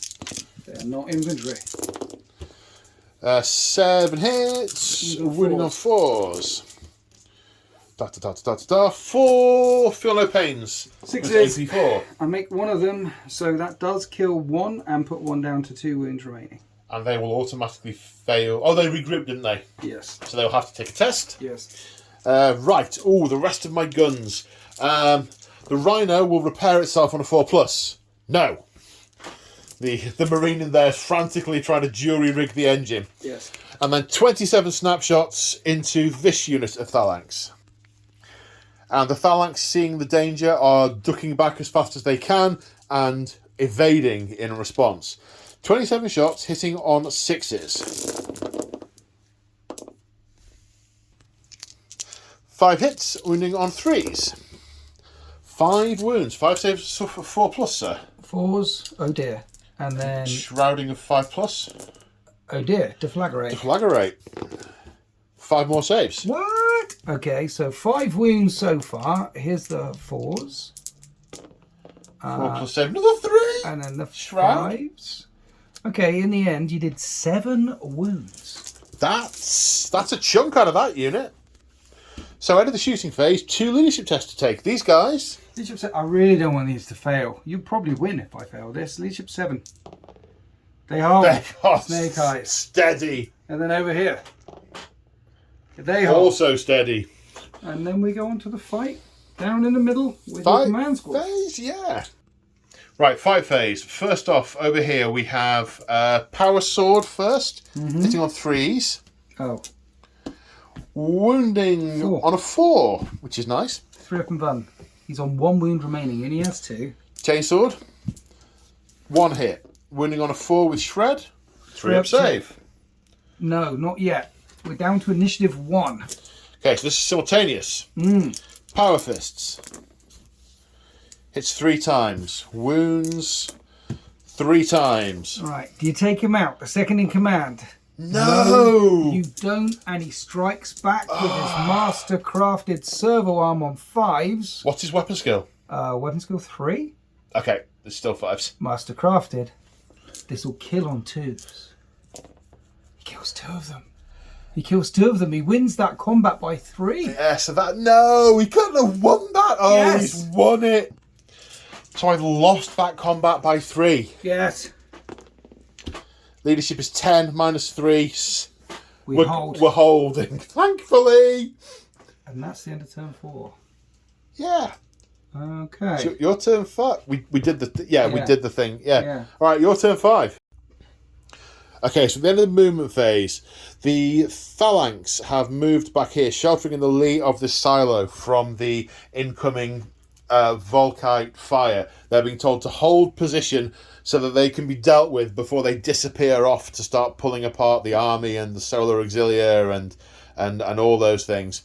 They have to wait briefly because the phalanx is preoccupied in trying to clear their own back line, intending to drop a pie plate. And the Myrmidon's just moving forward. So, I am returning fire. It's the only thing I've got to do, really. I've increased his ballistic skill by 1. That's the only cyberthergic thing I'm doing. Cyberthergic rights, and that hits. It's a hit. Anyway. 2 of them, wounding on 2s. And they ignore cover, so you get full armour. I get full armour. Well, I'm going to take 1 on each because that feels appropriate. The guy and the sergeant of the Skyhunter squad dies. The Herald lives. If only it had been the other way around. That's the end of my shooting phase. You have a leadership test on your Herald. Leadership He's fearless. 10. Fearless, he's fine. And... But I did say I was returning fire. Oh, yes. So I shall return fire. Daka. Hitting on 3s. Could still kill him. Wounding on 6s. Can't still kill him. No. And now we fight. Okay, over here. The chainsword first. 2 hits. Wounding on 4s with shred. 2 wounds. 3 up save. Are you ready? Yeah. He's alive. No! Now we're down to initiative 1. Alright. Power fist. Power fist. Hits him twice. Wounds him once. 1/3 plus save. Invulnerable. He will not die. More importantly, he'll hit you back with his master crafted servo arm. He's polished it up special for this, you know. He built it himself. He misses, but he's master crafted. He misses. Okay. And that combat is a draw. So that's a draw. Aha. That's a turn. There was some leadership to take somewhere, wasn't there? No, there wasn't. There wasn't. There wasn't. That's it. That's your turn 5? Yes. Right, now it's my turn 5. Okay, so starting my turn 5. In the writings of Gilliman, he says, when you have, by any appreciable margin, lost, there is some value in the recognition of that state. You may do a number of things. You may withdraw, attempt to rebuild your forces, intent on coming back. You may surrender, if there is anything you can do to be achieved by continuing to exist in that state. Or you can attempt to inflict as much damage on your opponent before your death in order that a future adversary may have an easier task ahead of them. And this is what we are going to attempt to do. Okay, so we have gone for Retribution Strike. And we are... so these guys have run because they couldn't get line of sight on anything. If we go on to turn 6, we may have line of sight to shoot some other things. The breaches, you can't see. They're down here. They've moved as close as they can to nearest enemy units. There is potentially Myrmidons and a phalanx there. Haven't quite decided who they're going to shoot at. You could make a move reaction with either of those units. I'm fine. Come at me, bro. Okay. The Herald is going to try and take out the Thanatar. Good luck. It's gun if possible, in close combat if not. So we fire his bolt pistol at it. Okay. That made no difference. Right. And fire his heavy bolter at it also. Hitting on 3s. Right, wounding on 6s. 1. Save of 2+. Makes it. Okay. They're not shooting at all. I'll put... Who do I want to charge? Who can I do most damage to? We found bolt pistols at the Myrmidons. 2 hits. 1 wound. 1 failed save. Okay, no reaction? Nah. Okay, in which case we are charging. The Herald is going to charge the Thanatar. Okay, it can't react. Yep. Makes it. This, you're in anyway. Okay, so... The breaches? The breaches. We will brace because we're so surprised that someone's charging us. Leadership 10, which we pass. And 6-inch charge -2. You're in. I think we're in. Yeah. Okay, so it's combat time. Let's do this one first. I hit you with an impact hit. It doesn't hurt. I slash at you with a chainsaw. It doesn't hurt. It's your go. Okay, I hit you back on 5s. I hit you once. Oh, hang on. Sorry. I've got crack grenades. I'll make a crack grenade attack in initiative 1. 1 hit. Strength 8. 1 wound. AP 3, but you have a 2-up save. Artificer armor. Passed. Crack grenade. Wounds on a 6. No. That one's done. Hit and run. No. Oh. I will... Stopping it shooting. I'm stopping it shooting. It's the next turn. I like it. Okay. Yeah. Okay. I will hit and run if it goes to another turn in your turn after the combat. I like it. That's quite clever, Paul. I know. Who'd have thunk it? Then over here, I've got some initiative 4. Yes. Do you have initiative 4? I can't remember. It's all initiative 1 down there. Of course, I keep forgetting. I'm terribly sorry. Right, they are currently weapon skill 6 because of Retribution Strike. Okay. What's your weapon skill average of the unit? 4. Okay. So, we have 2 attacks with Legatane axes. 1 hit. Strength 4, toughness 5. Doesn't wound. Then we're on to initiative 1. Okay. So, Power Fist. Yes. Hitting on 3s. Wounding on 2s. 2 invulnerable saves. 1 goes down to 1 wound remaining.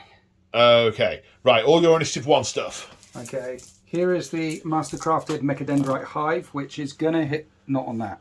I'm weapon skill 6 currently. I have Hatred, so I'm on weapon skill 4, so I reroll all hits, hitting on 5s. 1 hit, strength 5, wounds at AP2. AP2, boarding shield.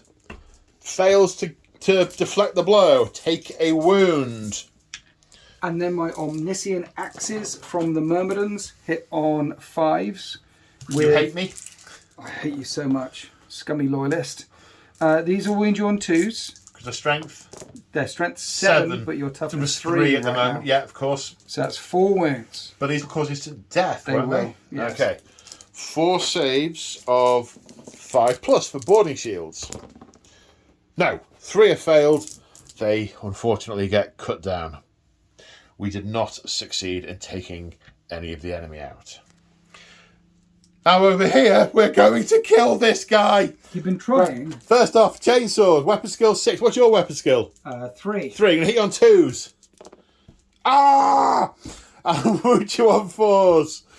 2 saves of 3+. Go on, make them both. And you finally take him down, which means you can recover your Praetor, who's injured on the ground, put him back in the Rhino. The Rhino is immobilised. Oh, did the Rhino repair itself? The Rhino's not immobilised. The Rhino was not immobilised, so they are going to consolidate 4 inches into the Rhino. That's a thing, right? I can get in the Rhino. You'll have to do it, yeah. So they're in the Rhino at the end of my turn. You know when you do 5. reactions as well, you're even allowed to react in the movement phase and embark, disembark. That's very cool. Okay. There's one on the floor. I don't put them on the top of the attacks. Okay. Right. Turn 5 done. So, on a 4+, we go on to turn 6. Would you do the honours, please, sir? The game ends. this Ultramarine advance towards Landshire has been blunted. Not only blunted, it has been stopped dead in its tracks, and the Mechanicum are slaughtering the remaining Marines and laying waste to the mortal auxiliaries coming in behind them. We will add up the points, but the Mechanicum have most definitely won. But the question of how things go at Landshire, that will be answered on a different day. He's going to hit and run. You've got a banner here that will go down and join Remus Ventanus and his banner. You've got the Legion standard over here in this Rhino, which is now operational with your Praetor. So at least you're bringing, the small mercies is you're bringing 2 flapping standards, 2 Legion banners. No, we have by any appreciable margin lost. Yeah. We are suiciding ourselves on the Mechanicum to do as much damage to them as we can. Okay. Well, he's gonna get eaten, and then Yeah. Okay. Yeah. Okay. But that's sad though. I like the Ultramarines. I like being loyalists. Don't worry, there's 250,000 for you to kill just on Calth, as you pointed out earlier, just on Calth. That is fine. We're telling the story of one advance towards Landshire, and this advance has failed. So, adding up the points, 2 scoring units in my zone, 2 points, total of 4. You killed my Warlord for a point, and you have most definitely killed more units than I have. So, what do you reckon? I think that was loads of fun. Well, I love Heresy. I didn't know how it was going to go until towards the end. Your Praetor dying to an explosion is very typical Heresy. Yes, quite. Shrapnel hitting in the head took him out. That's typical Heresy. What is not typical Heresy is the one thing I really feared in your army was a Dreadnought charging across the table and doing Dreadnought things. But I think he caused 1 wound on the way in and then whiffed every single one of his attacks and then died. Didn't make any of the saves and died. That could have changed things here. Also, when he came piling into the centre, you whiffed a lot of hits. I threw 50 Astartes and a Dreadnought at you, and we got run down by you. Yeah, that was not typical. But then again, there was a huge number of battle robots, and the dice told the story. We were coming across uneven ground. Maybe this had been prepared with landmines and caltrops and tripwires and all sorts. Or I think I did more damage to you blowing up than I actually did in close combat. I think Archmagos Ares T attached lots of claymores to the front of all the robots and things. You packed extra explosives. Yeah, he was probably intentionally overloading the plasma cores inside some of these machines as they were failing. Yeah, it was explosions. I had absolutely no idea they were all going to explode until the first one did it, and I'm like, oh, I've got awfully close. Yeah. But that was it. This was an irresistible force versus an immovable object. One of 2 things was going to happen. I was going to smash through you, or I was going to smash into you and collapse. What do you think of the value of just like overloading a flank and trying to sweep? I mean, you went right in there, right up the middle, tried to get through me. Now you know AdMech a bit better. Would have you played it differently to try? I'm not really sure how differently I would have played it, because to an extent, I think refused flank is, in some scenarios, narratively appropriate. In others, it's using the game mechanic to try and win the game. And what I like to do is I like to use the units to do what they're meant to do. I don't think there was any realistic reason to not put all those tactical Marines in the middle. Okay. And go up the board. I wasn't going to foot slog them all the way up there. I needed to take out these enemy, and I had to engage with them. What I might have done a little differently, I think, I'd have done something different with the bikes. You had a lot of the phalanx on this side. Yes. I with hindsight, I'd have put them over here and hunted phalanx more with the bikes. Yeah. The breaches, they're not really a great unit because they only got 1 attack each, and against things with higher toughness, they're a little bit of a glass hammer, but without being a hammer. They're a glass screwdriver. Yeah, they're not really elite killers, are they? They're better than normal troops, so that's what you want to send them after. But actually, elites and dreadnoughts and stuff, maybe not so much. So the this army wasn't meant to be a sort of capable of dealing with elites, and that's what I've really enjoyed about this game. I've had what I've had, and what I've had has been based on just the units that have survived and have been brought together by a praetor to, and then given a direction to attack, and we've done the best we could with the units we had available. Yeah. And it could have swung a couple of different ways.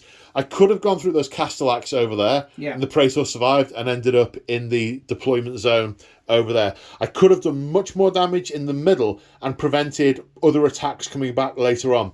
I could have killed that Thanatar earlier on with the Dreadnought, and I don't think I'd have done a huge amount differently. I'm not sure about what I did with the Land Raider. I don't know what I would have done differently, but I think I would have tried to do something differently. Okay. I'd have maybe... It would have been nice to have the command squad in the Land Raider, but the Breachers, they take those as a transport choice. And the Breachers can't run. Yeah. They very much need a Land Raider. They also can't take a Rhino. So, I don't know. What do you think I might have done differently? Rolled better might have helped. a bit better. Yeah. Well, you brought a very narrative, very infantry heavy Ultramarines list, survivors list, and there isn't much elite or anti-elite in your army. No. So you really needed that weight of dice to hurt the Mechanicum. And I had 100 legionaries. Yeah, and that weight of dice when you needed it, it deserted me. Which is what Zinch said here. So, yeah, I would have, having played against Admech, they are quite, apart from the Thalax, they are quite slow. Where their footprint is where their footprint is. They are slower than legionaries, so you need to use that against them. So coming in from one side or coming in from two sides, or you deployed pretty central, and looking at the terrain, with a lot of my units were foot slogging. I couldn't have come in from this side without taking 4 or 5 turns to go around. Here, I'd have bottlenecked all my infantry units down here and clustered up for some very nice pie plating. There'd be some serious overloading, and I'd have taken them off with a shovel rather than a sort of little scoop. I just think the best way to play against Admech is to try and hit them on one side where you can. The other way to play against Admech, which you haven't got the list for, is try and get round behind them. It's deep striking, assaulting. They don't like being in close combat at all. And if I were building a list, knowing in character that I was attacking Mechanicum, and I prepped the army for it, it would be much better equipped to do that. I'd have a lot more of the higher strength weapons, a lot less just sort of smashing into you. I might have elements of an assault company, and then maybe some javelins, some assault marines to drop in and give you some difficulty. Some reconnaissance marines coming up behind you with shotguns and outflanking bikes and stuff. They don't like snipers either, because you can pick out the characters, and therefore the robots will fall back on program behavior. There is a way around that with your Archmagos, or with whoever's your warlord in particular, that you can align with. You can put them with cybernetic units to avoid the precision fire things. So yeah, you have to pick them apart bit by bit. Whereas a lot of legions you can overwhelm. I mean, that's what the World Eaters do. It's just overwhelm. And then some shooty legionaries that are all about that overwhelming. The Admech can take that with their toughness. So their weakness is being picked apart or close combat, with the exceptions, just in case, because I know people will say, with the exceptions of Domitars, Myrmidons, and sometimes Vorax, but they're not great. There's only a couple of units in there that can fight. So how did you find playing against this style of Marine army? It's lovely. I love Ultramarines. I love high infantry. It'll be very interesting to see how they do against... I mean, this is a very shooty Ultramarine Legion heavy list. So it'd be very interesting to see how they get up against, for example, a very close combat-y Legion heavy list. You know, like the rock to the scissors, and who gets off the shots or who gets off the charge. That would be quite an interesting fight to see. So them against World Eaters or them against Emperor's Children would be very interesting. I think this 3,000 point list that you brought is missing that anti-elite nugget that you might need for general lists that you might play against, or general legions that you might play against. And the other weak side of it is if you ended up against Night Lords with Terror Assault, they could pick you apart. Because they can make it nighttime and they can deep back in and go through characters and all that sort of stuff. The Augur scanners remove the 2-foot shooting issue. The Vox that most of the units have remove the leadership issue of it being night. Night Lords might be in for a nasty surprise. It could be, actually. Yeah, you did bring all the toys, all the Nuncio Vox and Augury scanners and things like that. So yeah, maybe not so good against that. Yeah, very interesting. Yes, good stuff. Well, thank you very much for coming down to play against me, Sagesa. It has been immense fun. It's fantastic to see you again. It's been far too long. Yes. In the unlikely event that there are people there who haven't seen your channel, go check out Winter's channel because it's amazing. For all the Heresy and all these stuff. Your Heresy stuff is fantastic, sir. When I started playing Heresy, the first thing I did was watch all your battle reports. Yeah, I do. It's easier to narrate. Do you find it easier narrating than all the... Here's the plus and here's the minus and here's all the things do you know what it is for me? A heavy bolter is a heavy bolter. Yeah. A bolter is a bolter. You don't have to stop and look up what everything does. Yeah. If something needs to do something funky, it's got a special rule to do it. And you know what it is. Oh, it's Sunder. Right, okay, I need to re-roll to wound to armor pen against a vehicle.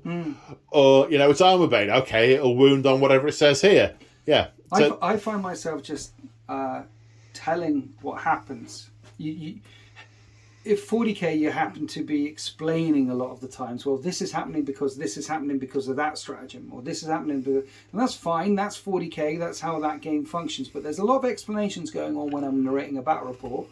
When I'm filming about a Heresy battle report, I'm just telling people this is happening here and this is happening here and this is what's happening. It's because you can sum up a lot of things by saying one word, like Sunder, relentless, fearless, rather than this is applied exactly as you say, explaining all the specific reasons why this is now happening. The story tells itself.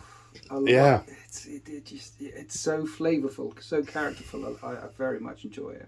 Very much enjoy it. And also all the banter in the background between about No Fear and all the Horus Heresy books that we were talking about. Oh yeah. This has been immense fun. Thank you once again for coming down. I've done all the shout outs on here. Yes. Shout out to my Patreons and channel members for your ongoing support. You guys are legends. If you want to support me, check out the description of the video. There are a few ways listed in there, like affiliate links, Patreon, channel memberships, that kind of stuff. But if you're just enjoying watching, then I am delighted to have you join us. And on that happy note, we will see you in the next one. Say bye, Winters. Happy wargaming. But say bye, Winters. Say bye, Winters. Bye.